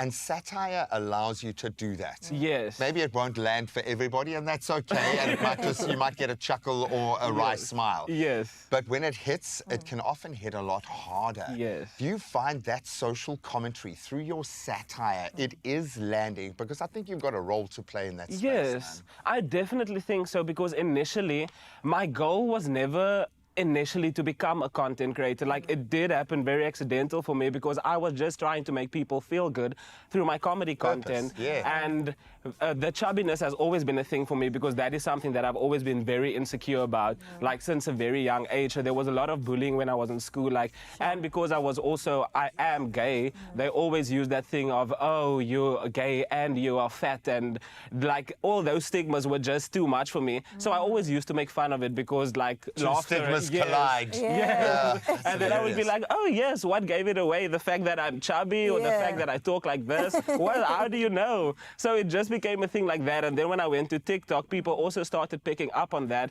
And I love to make things relevant to the Cape Town and the colored audience because I am a brown child. So I would take like TLC, like My 600-Pound Life, or I would take Tyler Perry's Straw movie is what changed it for me because I took the Straw movie and I put it in a colored setting in Cape Town and people absolutely went And it crazy might have worked about better. it. It might have worked better, I'm just saying. Tyler Perry, watch out, man. And then they were like, but there's so many relevant topics that is in American and Western cinema and everything that you can also see in a South African cultural context. Now you're speaking to the brown child. in that Yes, art. at Yeah. home. And I think a lot of people, like plus size people, also really resonate with me because I am not ashamed of my chubbiness. Right, Like a you lot of the embrace it. times, plus size people are made to feel like you should shrink yourself, or you should be smaller, or don't talk like this, or don't wear that type of top because your tummy is sticking out. Most of my TikToks that you see on my page, my dancing TikToks, I am bare and I am shirtless. You are so nuts, my friend. And another name that my community has for me on TikTok is Jiggles, because when I dance, everything jiggles. So I was like, then call me Jiggles. Hey, and now man. everybody's like, ever since, and I love wearing crop tops. Yeah. So everybody was like, ever since I started making content like that, they feel more confident in their bodies Wow. and they can wear crop tops now. They don't care what people say about them. Beautiful. And that is like a very good affirmation. Can for you me. get the sock nut in a crop top? Yes, Yes, I do have soap nut crop please. tops. Come as on. well. Also, bodies are meant to move. What do you Yes. mean? Let them move. Well, we are Sopnut for you, and I'm so Sopnut. excited to have you stick around for the next Yes. little while. For now, though, we definitely need to get into seeing what else is to Yes. come. All right, I hope you are ready. I'm taking internally a deep breath right now. We're going to have a very different energy in our space and yours after this gorgeous performance. Ladies and gents, it is Michaela Smith. Take it away. Hi everyone, I'm Michaela and I'm so excited to get to share my music with you. This is New York City. It means the world to me and I hope you love it.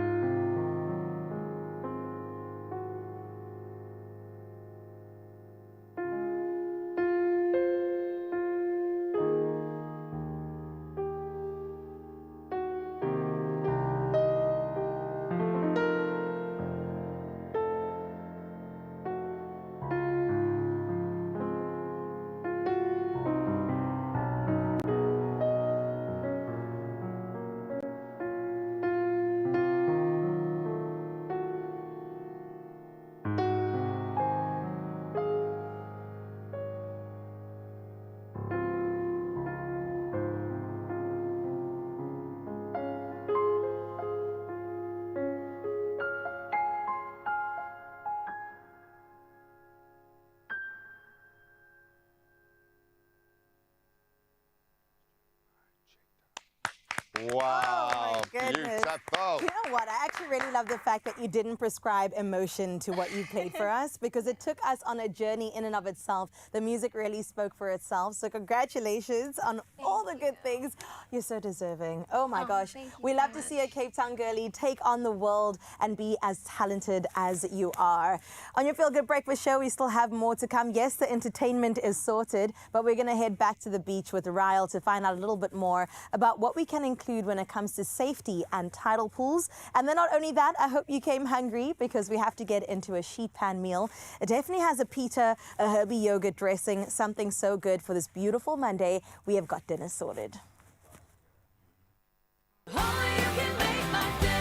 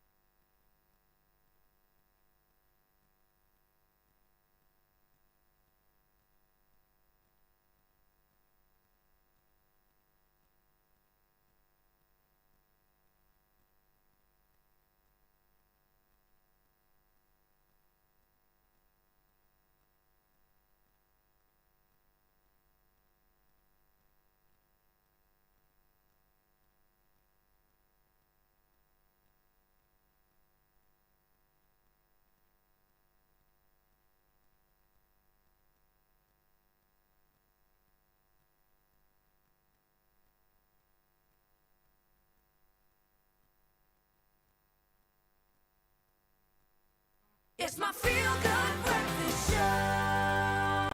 Welcome back to what has been the most feel-good morning. Michaela Smith, absolutely exquisite on the keys just a moment ago. Now we're going to enter into the tidal pool and we're going to dive a little deeper. Safety comes first. Ryle, please educate.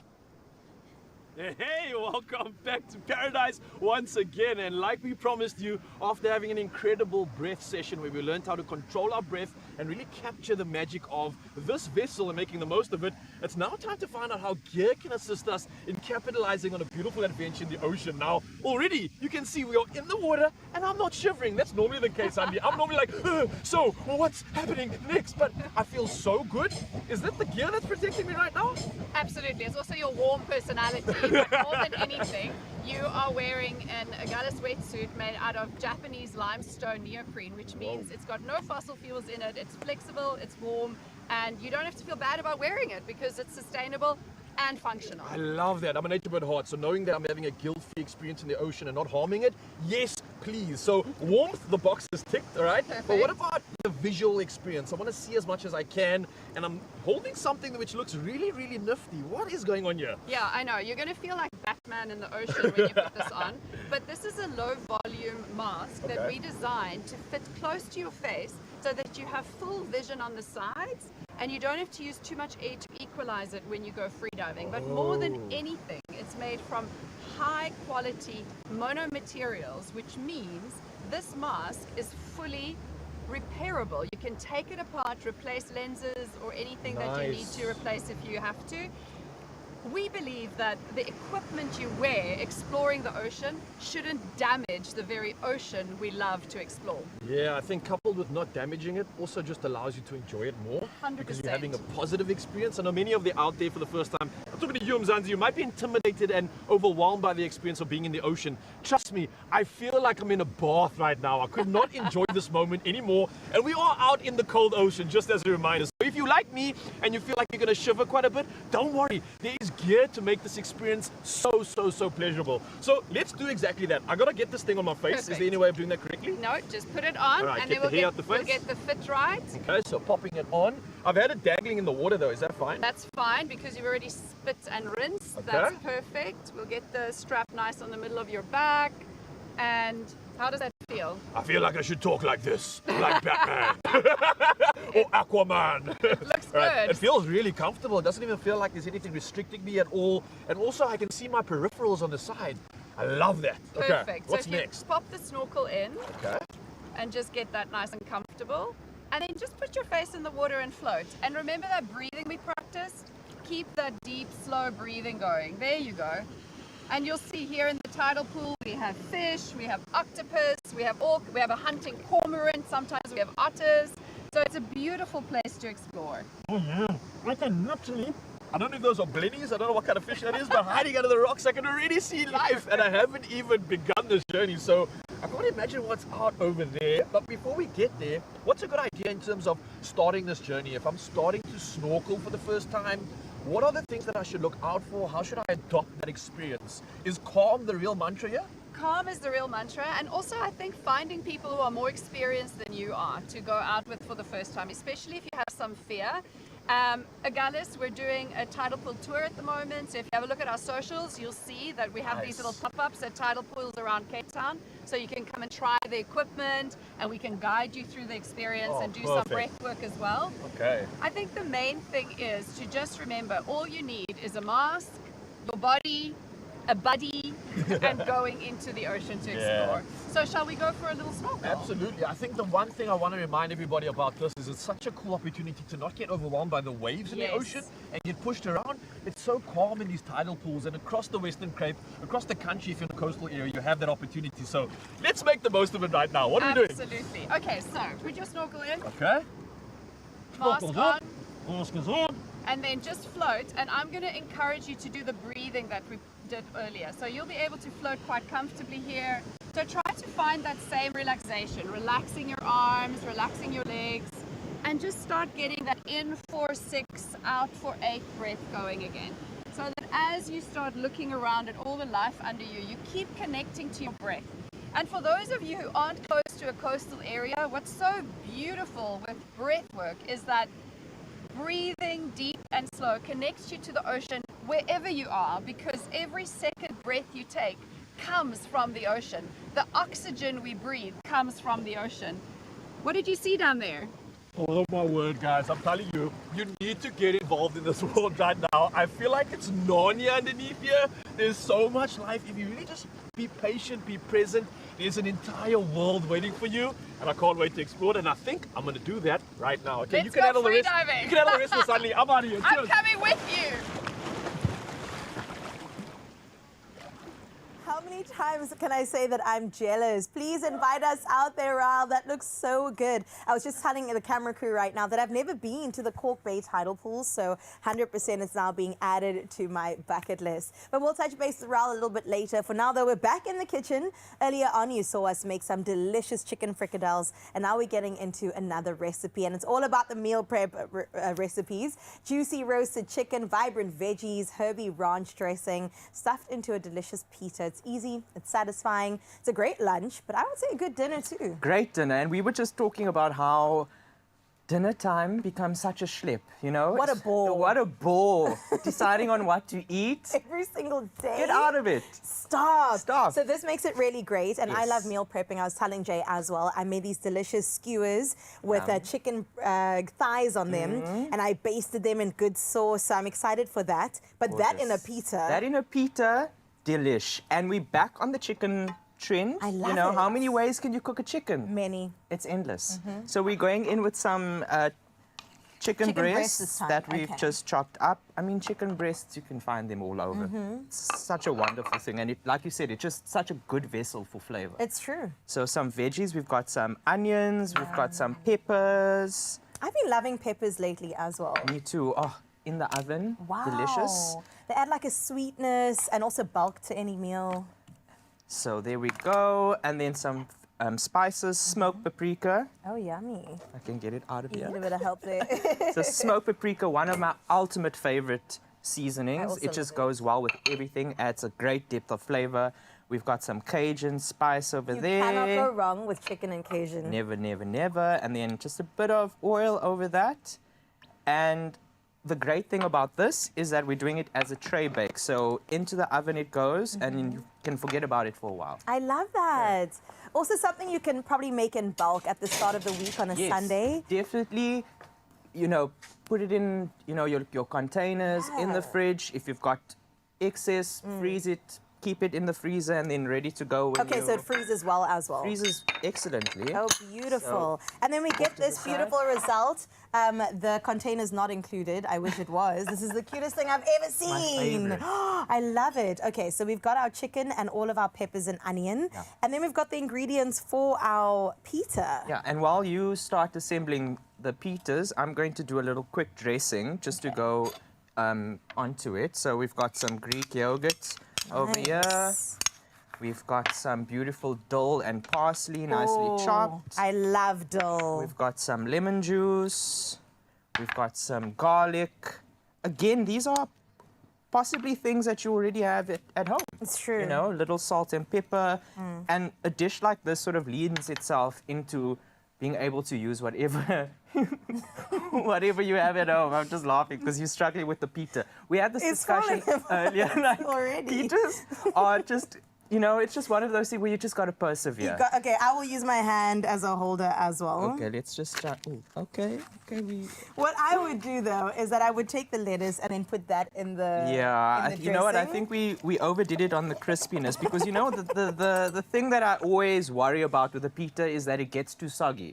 So to try and counterbalance that, we crisped up our pitas, but I think a little bit too much. Maybe we'll just make.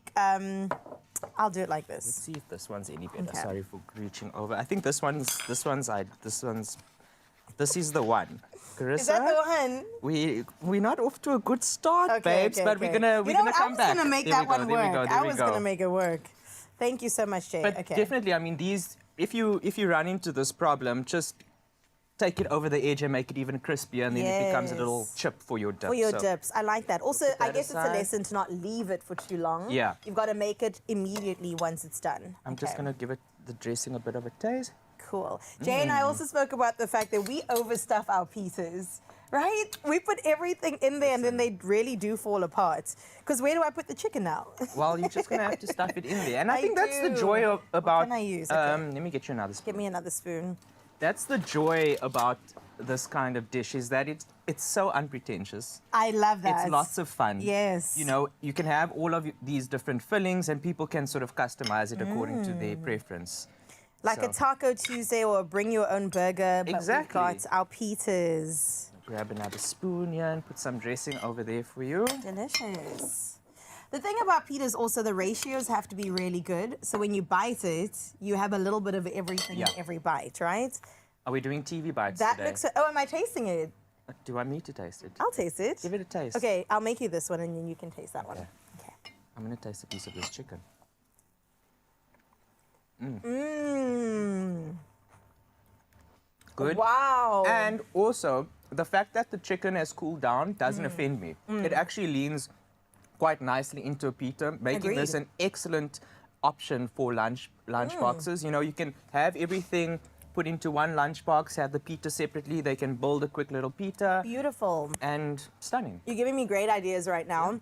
The makeup artist Bernie and I were laughing because I came with 3 containers and my lunch bag and I'm so ready for the day. This is such a great thing to include. That dressing, mind Next level, blowing. right? How easy? Oh my gosh, I'm just gonna live in this for a little bit in my flow state. I will tell you though that you can get this recipe on expressoshow.com and you can cook along with us at any point. I mean, it's really easy to do, and now I've got to make you one as well, Jay. Yeah, a deconstructed one. Do you mind? Not at all. I'm gonna make it beautiful, I promise. It's Okay. an open pita moment. Oh, I love that. We've rebranded the pizza. Is it a pita pizza? It is a pita pan. Pita did it too much in the pan. Dude, Peter needs to relax. Okay, a little bit of the dressing. You know what I love? I love that we've given you all this knowledge around food and we can just leave you to do it. I mean... And then I create something new with it. Now you're going to have to figure out how to put pita in your mouth.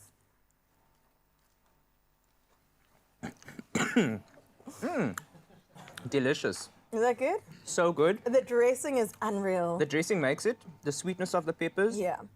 The crunchiness of the pita. Ooh. 10 out of 10. The freshness of the lettuce.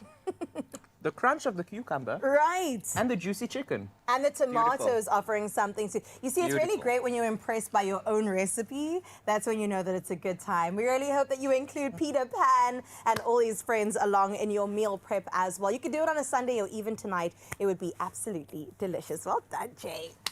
Yes. Only you can make my day.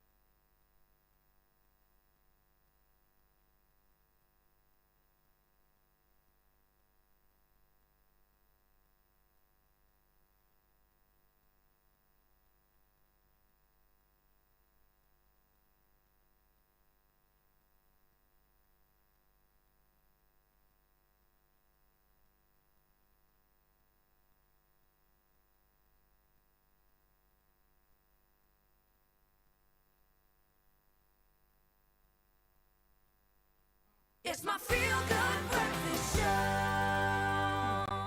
Welcome back. It is your Feel Good Breakfast Show. The time has flown, but that's what happens when you have so much fun.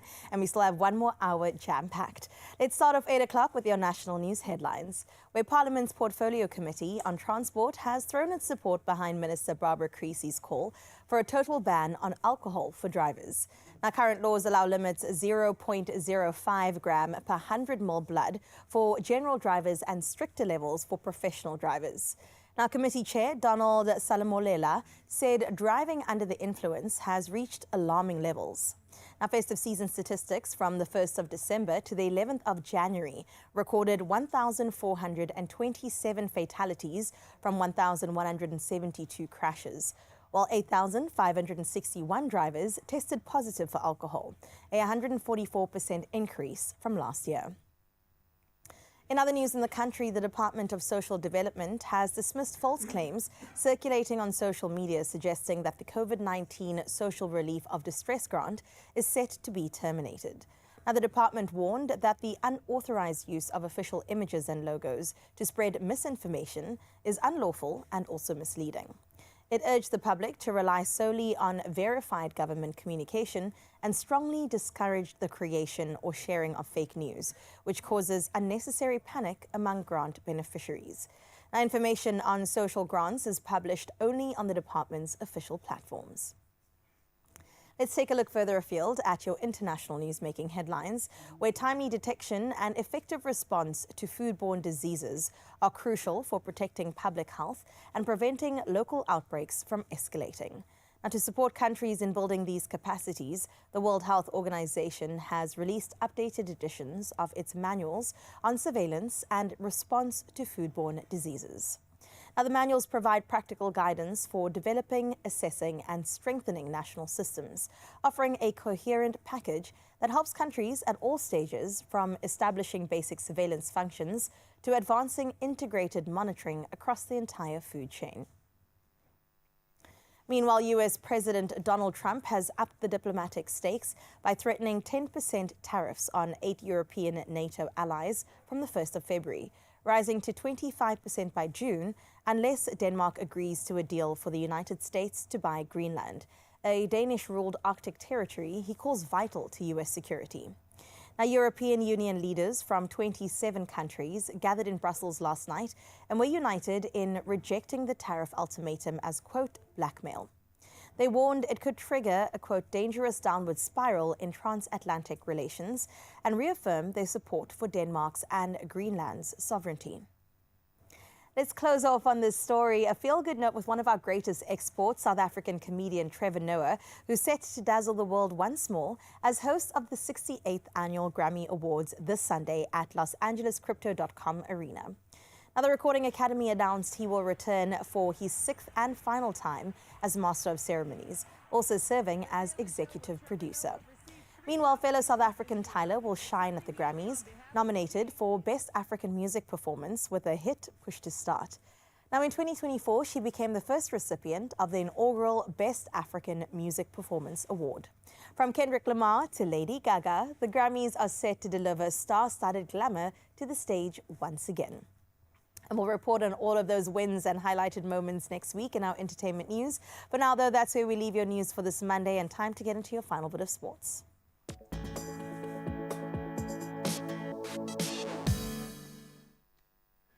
Thank you so much, my friend. A bumper sporting weekend and a derby day yesterday. Let's start there as Man United stunned Manchester City 2-0 to Dent City's title hopes, obviously, and hand Michael Carrick a dream start as interim boss of United.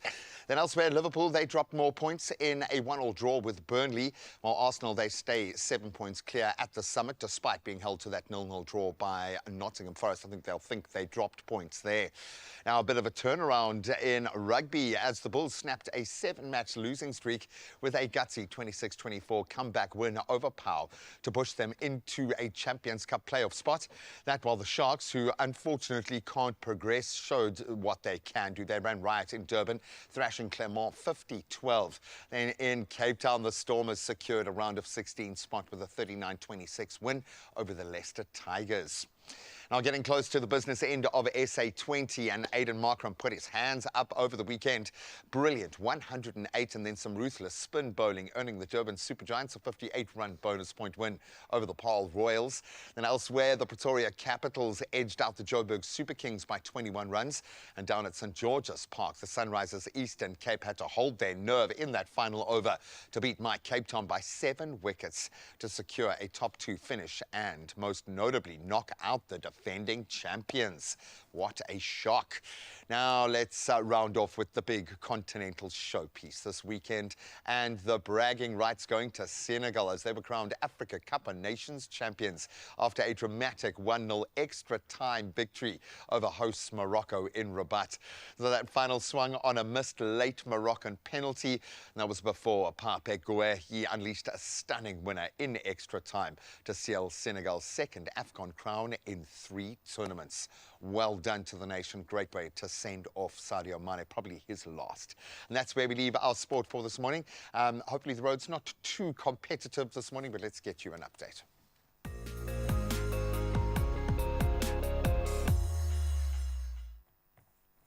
Thank you so much, Gray. Let's see what your roads are doing for the final time. Let's start out in Gauteng in Centurion, where heavy congestion is being experienced on the N1 southbound, and that's between Olifantsfontein Road and Brakfontein interchange.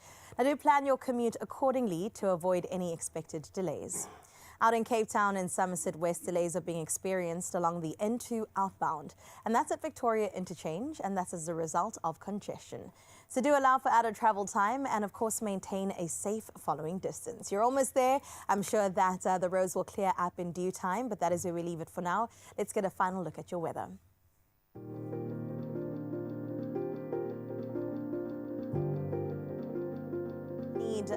Thunderstorms as well. Now, temperatures start off with a low of 16 degrees and reach a warm 21 with light winds expected from the east. Rainfall is forecast for the rest of the week with sunny conditions expected from Wednesday. Out in Klerksdorp, expect mostly sunny conditions for your region. Temperatures will start off with a low of 18 and climb to a scorching 34 degrees. Now, winds are light and also can expected from the northwest. In Pretoria, we'll head there next, where today you'll experience thunderstorms for your region.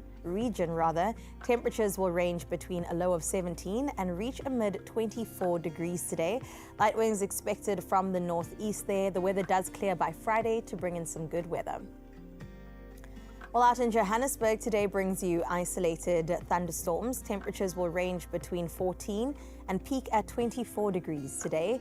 The weather again does clear up by Friday, but in the interim, some rain and thunderstorms are expected. In Mbombela, today brings heavy rainfall accompanied again by thunderstorms. Now, light winds are expected from the southeast, with your low sitting at 17 and your high sitting at 22 degrees.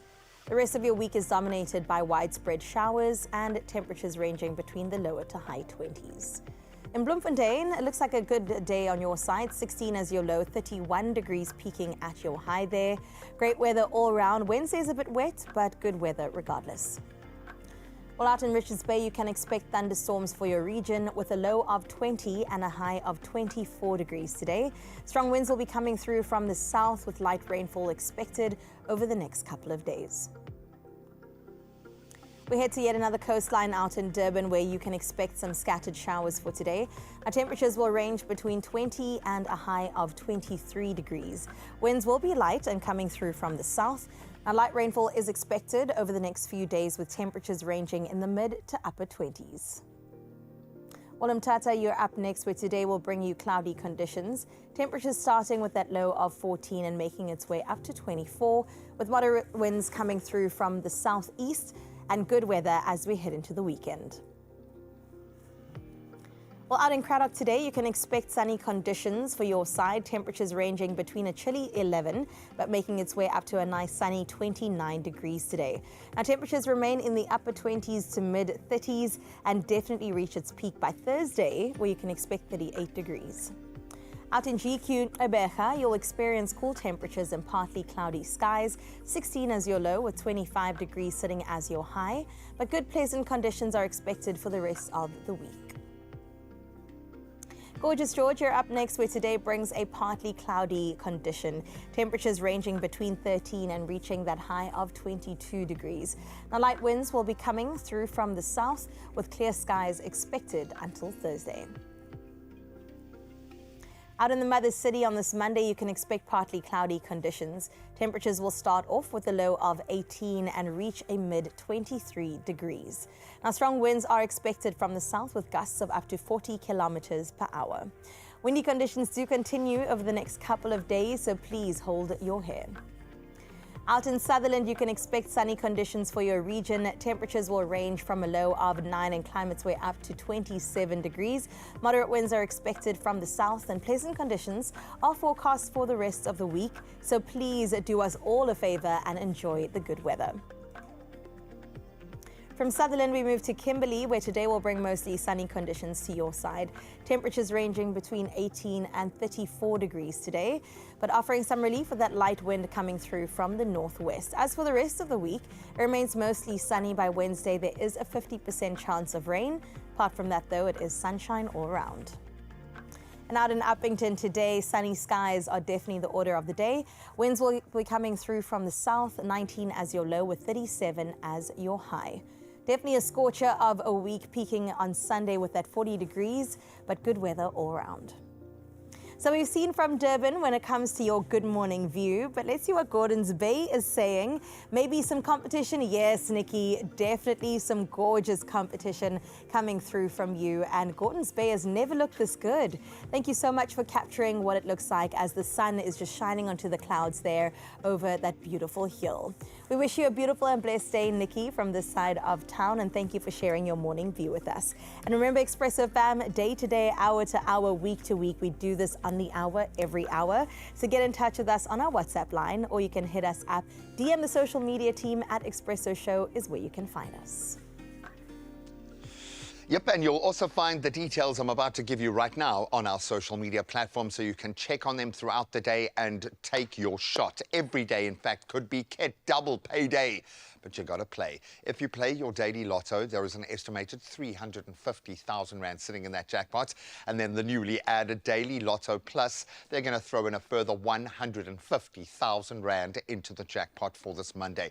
So please go and get your tickets. Go online, nationallottery.co.za. You can go in-store. You can use their brilliant mobile app. You can use your own online banking, or you can just purchase a ticket through your own cell phone banking system as easily as just a little drop down there, or dialing *120 *1 *7529# for the USSD. Just gets easier and easier, but just do it, please. And we'll keep all those details, as I said, to the Expresso.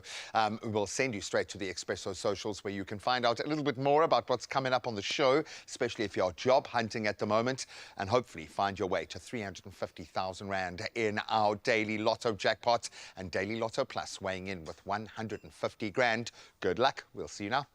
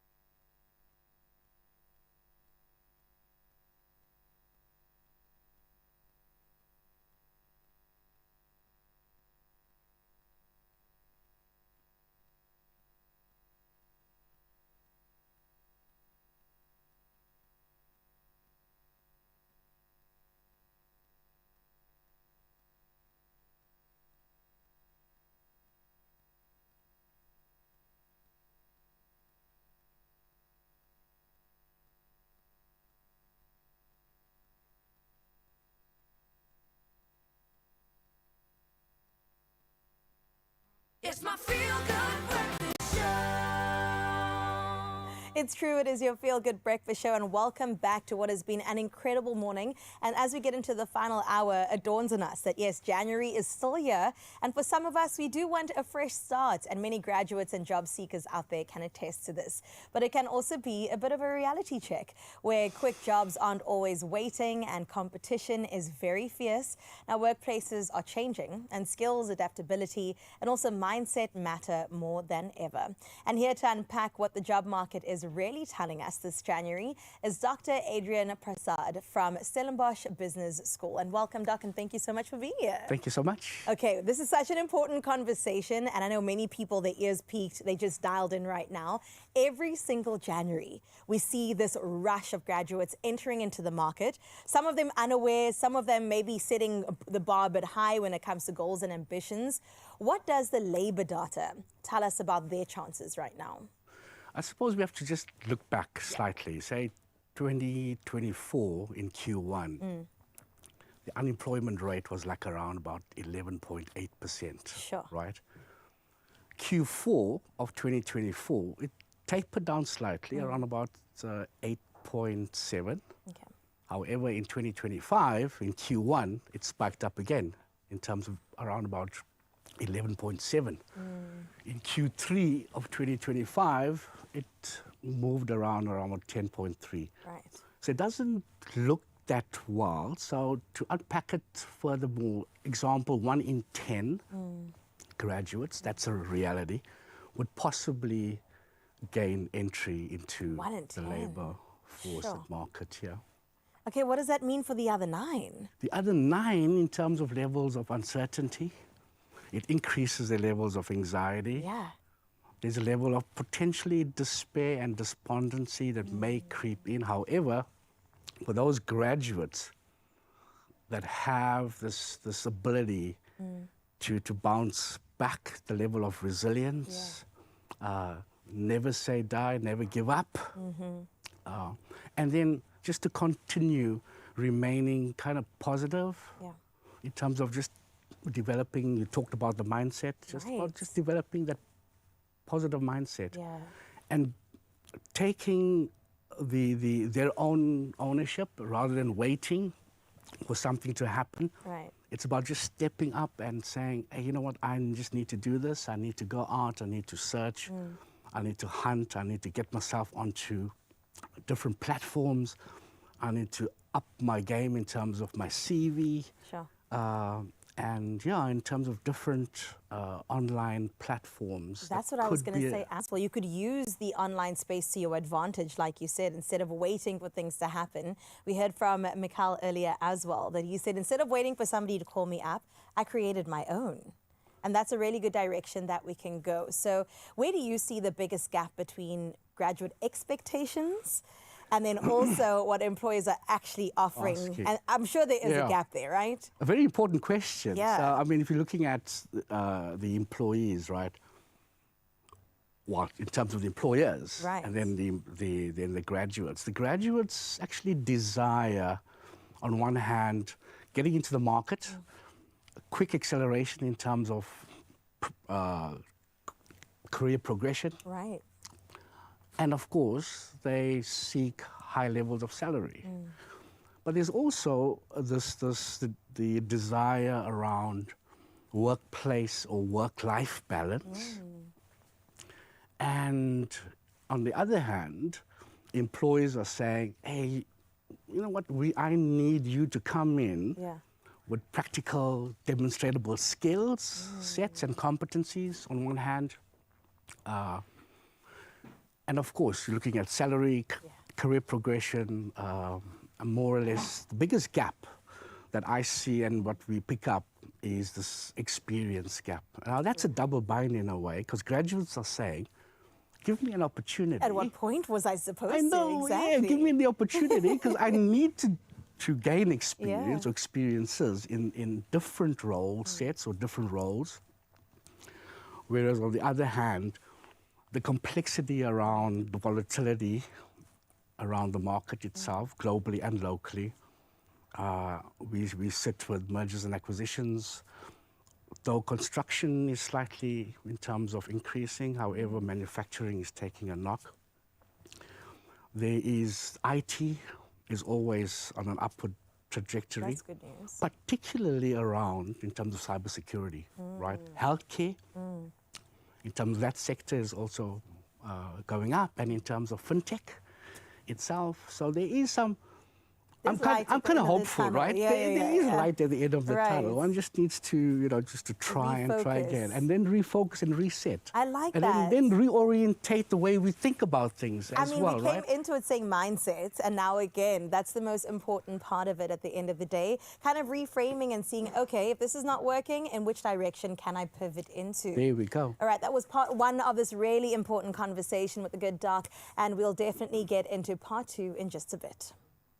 So let's look at the rung below this conversation. This morning on Expresso, we are celebrating academic excellence and the power of a holistic education.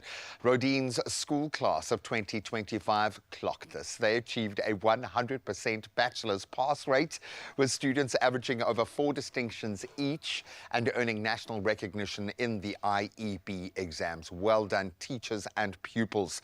From top marks in mathematics and languages to achievements in social responsibility and even leadership, these young women are excelling both in the classroom and clearly far beyond that. And our own Ayanda G. Tabeta was on the ground to capture the pride, the celebration and the lessons behind these outstanding, truly remarkable results. Let's see if we can plug into that energy.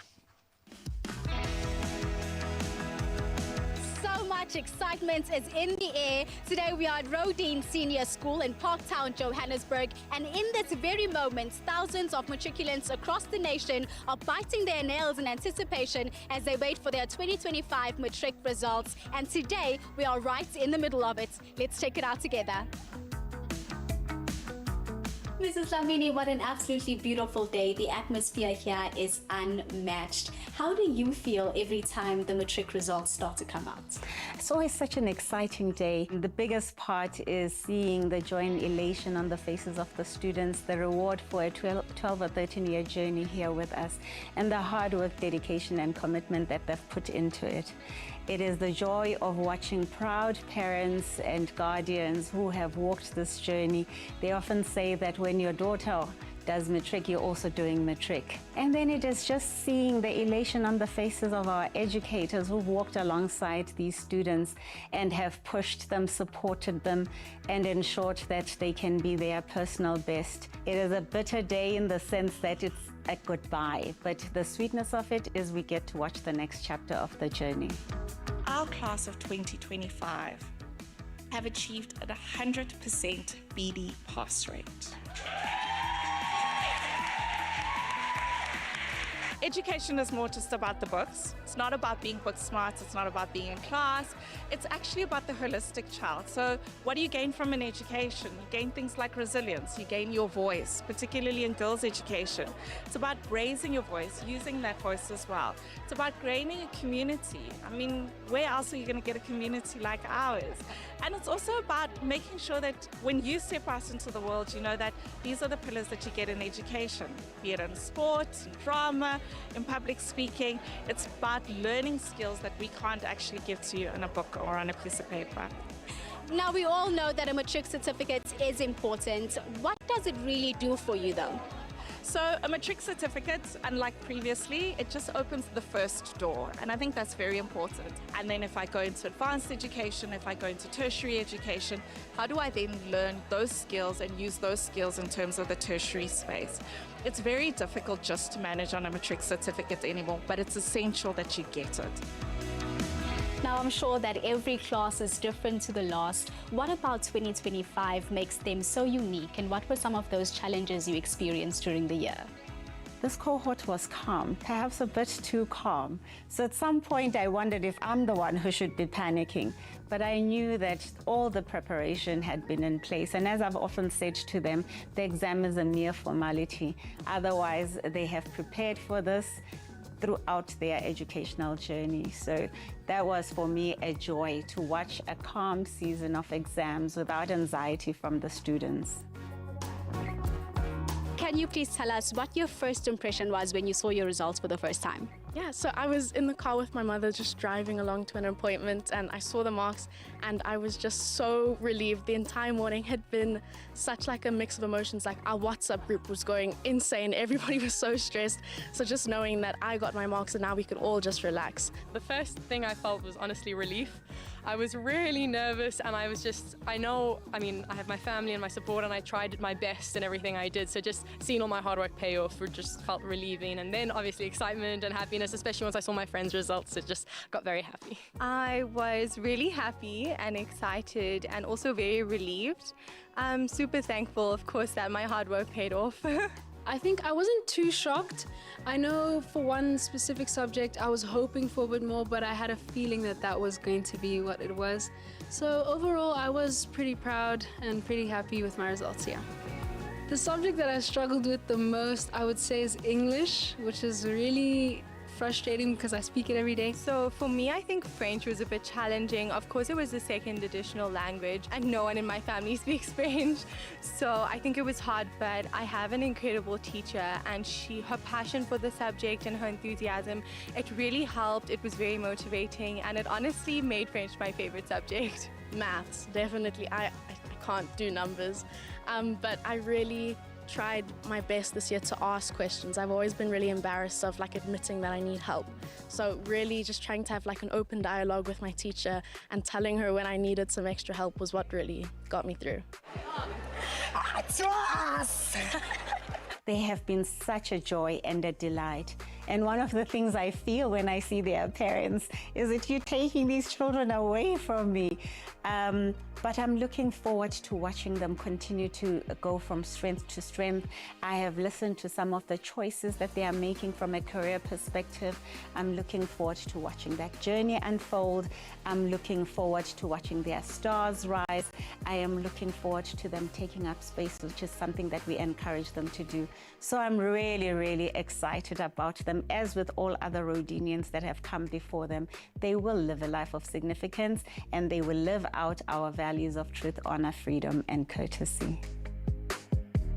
Well, there you have it. Dreams realized and the beginning of their lives ahead of them. What a beautiful reminder of resilience and the steps that it takes to achieve everything that you hoped. A huge congratulations to the class of 2025.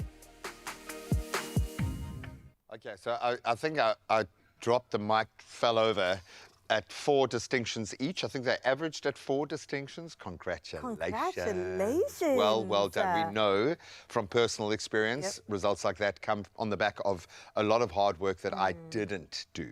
But I did see those around me excel in that way. It is insane. Yep. The future is bright. I love that. It's beautiful. I love the fact that one of the girls was like, I actually wasn't surprised because she knew the hard work that she had put behind this. So congrats once again to all of you. And yes, the celebration and also advice will continue on the other side of this break.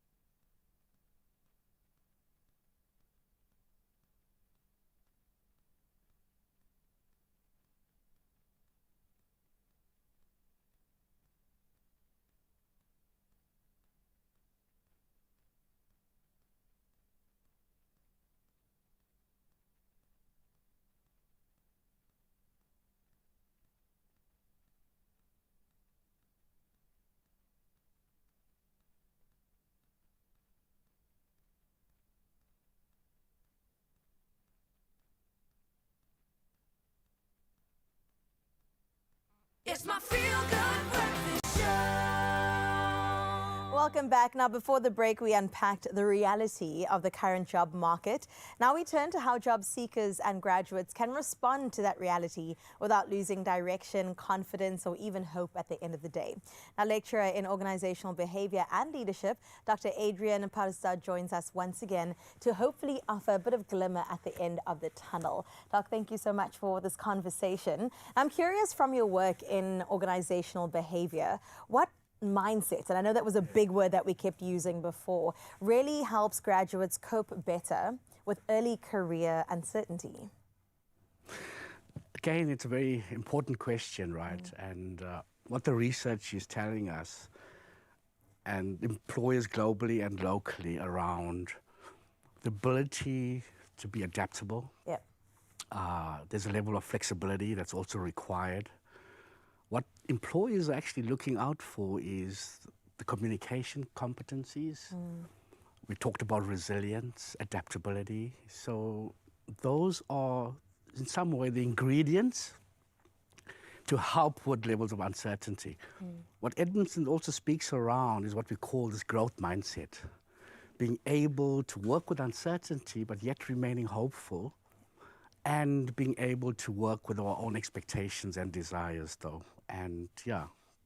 Well, I mean, to the graduates, all the best to you. I feel like these sort of soft skills are stuff that you develop throughout just living life and experiencing life. But at least you know what to look out for and what to sort of hone in on when it comes to the uncertainty. But not all is lost. So let's find out from your side, what sort of skills or even behaviors are employees valuing most in these early career moments for our graduates? Absolutely. I think I've mentioned it around. There's this continuous or this pattern around recurring themes around adaptability. So being able to come into the work environment, being able to adapt to new processes, new systems, new people. What we're also picking up is the ability to collaborate. That's good. So most work happens in groups and in teams. So hence this level to be able to network, being able to adapt and readjust the way we see ourselves, the way we see each other. So I am in relation to you, and yet mindful around that the context and in different business landscapes are slightly different. So that's the ability to collaborate. And across region, across geographies though, by the way. Yeah, and again, it's this notion around coming in with curiosity. Oh, I like that. Curiosity in the sense that I want to learn, right? And employers are actually saying, hey, I need graduates, more than just the qualification, more than just the educational background, more than just the technical know-how. It's around those competencies, around openness to learn and the curiosity to learn. Those are lifelong skills as well. If you lead with that and also empathy, it'll take you so many places. So right now, a graduate... Can I just say, no, of in course, terms of please empathy go ahead, yeah. and emotional intelligence. Yes. So that levels of self-awareness, being able to relate, build my relationship skills and competencies. Employers are actually looking out for graduates that have higher degrees of, guess what? Emotional intelligence. And empathy is kind of important too, though, by the way. It is. We're all in the business of people, right? Yeah, yeah. At the end of the day. So it really does help to make sure you sharpen those skills and those people skills at the end of the day. Doc, thank you so much. I feel like for all the young graduates or to-be graduates, you've given them a sense of empowerment and also a sense of reassurance that it's going to be okay. And if it's not okay, we pivot to a point that it is, right? We hope to see you once again on our Expresso couch. For now, though, I know the outside beckons and Ryle is definitely standing by. Hey, Gray? Oh, Nature Boy is always ready to answer the call, and he is in his element at the moment, or at least a few of his elements, in the land, in the air, in the water. And at the moment, he's going to connect with a few others that are plugging into that energy. And listen, the amount of comments that I got this morning, everybody's loving the fact that we've taken them to the beach. So I thought I'll continue having fun and bring you back here and find out what the locals really get up to. And I'm chilling with someone right now who is definitely a local. Kelly, how are you doing this morning? Very good, and you? Yeah, fantastic. I've had my endorphins rushing throughout because I got a chance to get in here. But tell me why you keep coming out here, and where are you actually from? The area? I'm from Simonstown, a little area called Glencairn, which is about a 10-minute drive from here, and this is the best way to start a Monday. I mean, it's summer, it's sunrise is here in the east at 5 a.m. Everyone in this community gets up, we get in the water, and I mean, look at this day and look at this view. I mean, it's the best way to start a day, and I think it's the reason that everybody in this area chooses to live here. I mean, just absolutely blessed. It's pristine. You don't see any like sad faces. I just see smiles all around. Is this kind of like your pre-breakfast? Is this what gets you started for the day as well? 100%. I mean, it started for the week. Get up, get in the water. What's the day partner? There's a beautiful sauna up the road. Then we get a coffee, and it literally, the endorphins, the ocean, the heat. It's just the best way to honestly start your week. And every day already. I mean, there's pools here, and as you can see, an entire community starts their day this way. The ocean is such a special place, and filled in this tidal pool, we've been snorkeling. There's an entire school of fish in here that I've never seen before, and you just explore and get to see new things every day. And we're completely in awe of the ocean. Yeah, it's a spectacular place, I think, to say the least. I see the fact that you've also got some Gallus gear on means that you're going to be exploring, checking out some of the ocean life. And if you are starting that out again, I'd encourage you to come out to a tidal pool like this because it's so calm, it's so peaceful. You really truly can get your zen on. And I'm going to leave you, Kaylee, to do just that. Thank you for sharing some of the magic with me. And I'm going to hopefully see if I can chat to another local. So I'll let you go do your thing, Kaylee. And I see one right over here. Who's this over here? Is this Paul, yeah? Paul, how you doing, my man? Oh, thank you so much for joining. I was just saying hi to Kaylee over there who's just gone into the ocean, but I believe you've been out here, Paul, for like the last 30 to 35 years, is that correct? Something like that, yeah. How have things changed over the years and how have you still made a way to come back here every single time? What's the reason? It's just the motivation to actually come here. I swim throughout the year, so I do winter as well. When the temperature's down to 12, between 14 and 12. Is it better in winter or worse? There are less people here. Okay. So we swim with a lot. At least there's room. There's more than just standing room in the pool. Let's put it that way. It's just invigorating. The way to start a morning. I think it's magnificent. The sunrise, and just being here. You can actually be here with nobody around and accept and enjoy the solitude and the sea. Yeah, man. I want to ask you a secret. Is this, and does this have anything to do with this? How you look so good at your age? Not only this, yeah? a lot of other things. Okay. But yes, it does. I think it's invigorating. It's made my day. If I actually don't have a swim in the morning, I need to do something else. It gets frustration. But I love it. I just enjoy it. And I can't do without this in the morning. I love that. It's like kind of like brushing your teeth now. Whoop, almost fell into the water there. Almost like brushing your teeth in the morning. Yeah. And having a good cup of coffee afterwards also comes with. Okay, so let's talk with the process. Let's talk to the people at home. Let's give them a reason to get out here. I mean, we've got crystal clear water. We've got a great way to start the day, but you can capitalize on this any time of the day. For someone that has never even attempted to get out into a beautiful tidal pool, give them a reason to do that right now. What would you tell the people at home?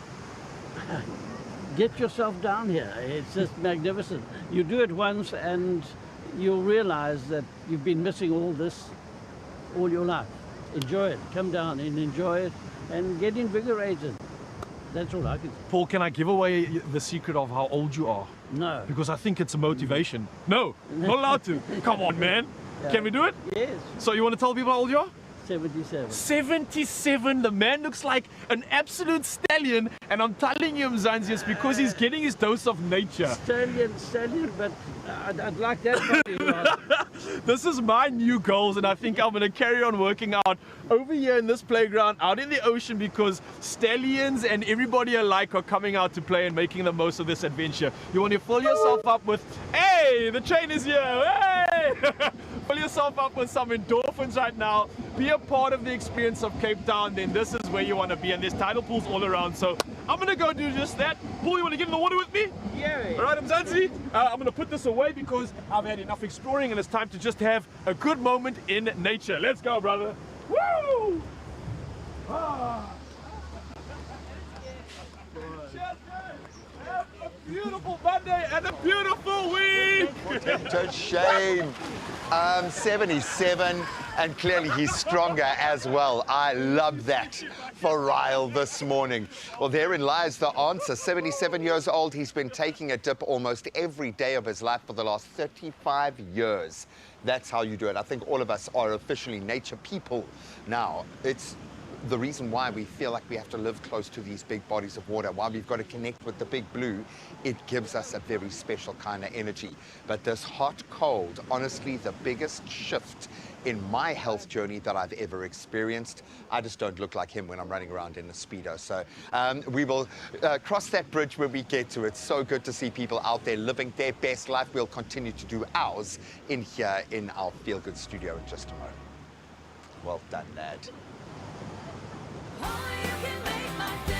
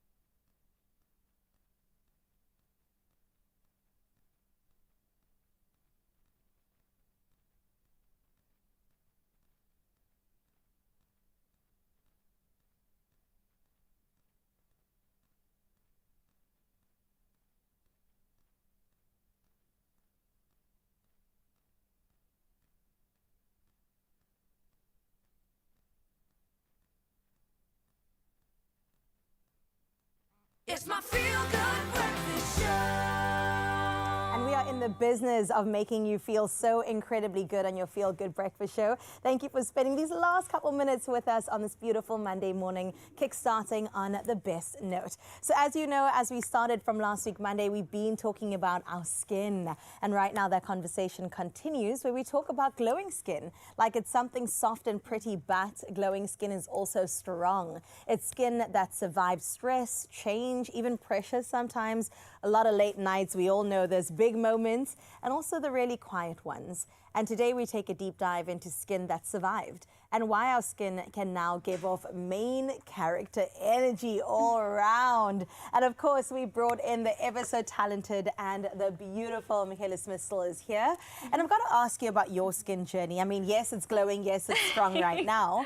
Has there been a moment that you go, you know what, I survived that and my skin has remained stronger than ever? Oh my goodness, I think we can all relate to, I think, having gone through stress, having gone through anxiety, through the pressures of, I think, also a career like this one. I think my skin has definitely sort of ebbed and flowed in that space. Yeah. I've had moments of really, really intense breakouts because of anxiety, because of pressure, and I think overcoming that, especially when you're in a very sort of Visible. You're Yeah. on a very visible platform. Right. I think it's also made me very conscious about how I take care of myself, how I take care of my skin, how I present myself, and that I think feeds directly into the art. I agree. Into and your our confidence lives and our as well. confidence. Yes. Yeah. And when you're not taking care of yourself, your skin will be the tell-all, right? Oh, totally, The late totally. nights, the not eating or the junk food, and it's like, yes, that's what you've been doing. So when you look at your skin now, what sort of strengths can you replace with the flaws that may have been there before? Yeah, I think that there is a confidence that I'm finding. I love that. There is a strength, there is an overcoming. I think I'm constantly reminded of what I've overcome to, be here. And I think we can take that figuratively as well. But I think everything feeds into everything. And yeah. This year I always said, you know what, I'm not a victim, I'm a victor, because we constantly do overcome, and sometimes we have to acknowledge that and be like, girl, you did that, okay? Now we've shared ours, and thank you so much for being open and sharing yours too. I know that many young girls also relate to that.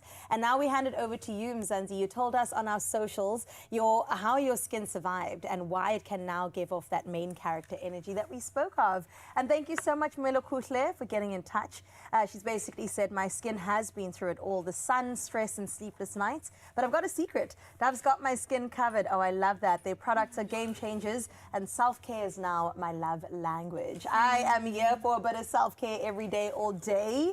Timberlihle says, hey, my skin survived thanks to good vibes, hydration and a little self-love. Secrets out, I've got a new favorite skincare routine. Dove helps, and I chill in that Dove. I will say hydration too goes a long way, and that's what gives you that glow at the end of the day from the inside out. So thank you so much, Timberlihle. Cynthia also got in touch, said not yet survived, but managing contact dermatitis. Now Dove products already are super gentle on my sensitive skin. Besides all that, I've fallen in love with the brand itself, a certified Dovely, what they represent, who they are behind the brand, and who they also choose to represent them. And I have never looked back. I love that. Many issues, are very present on the skin. Contact dermatitis is not a fun thing to go through. So we wish you the best along with your healing journey. And like you said, and we said, there definitely is light at the end of the tunnel. Yes, hey? there is. Confidence, like you have. Yes, please. Glowing skin. Thank you so much, Michaela, for coming through. Thank you for having me. We appreciate that. And as we know, confidence grows when you feel at home in your skin. And when that glow is supported by care that respects, nourishes, and protects it, well, that's skin that doves. Dove with 1/4 moisturizer, which cares like cream for 24-hour nourished skin. Your skin's looking glowy. Glowing. Dove, the #1 bar, recommended by dermatologists. Oh, it looks absolutely beautiful, fresh and healthy, and it kind of sticks with our theme of creating beautiful, really easy, healthy meals at the start of the week. I'm here for this. If you're tired of boring salads, these chicken Caesar salad jars sound really cool, first of all, but they pack all the flavors of your favorite Caesar salad into a portable, make-ahead meal. It's meal prep, baby. Fresh, crunchy, and satisfying. Mikhail, sopnat, even, sopnat. Soup nut. Hey, Picky. It looks soup nut. It does, and I actually, really love hey? food, so. So of course you have to be Yes. everything. You're not only a playwright, comedian, and No. you're also a foodie. Yes, yes. Of course you and are. I do cook a lot on TikTok, and that is some of my videos that does the most well. You see. And that is where soup nut, because when I taste this, then it's soup nut. Then you know. You see, now Jay has been Yeah. using it all the time.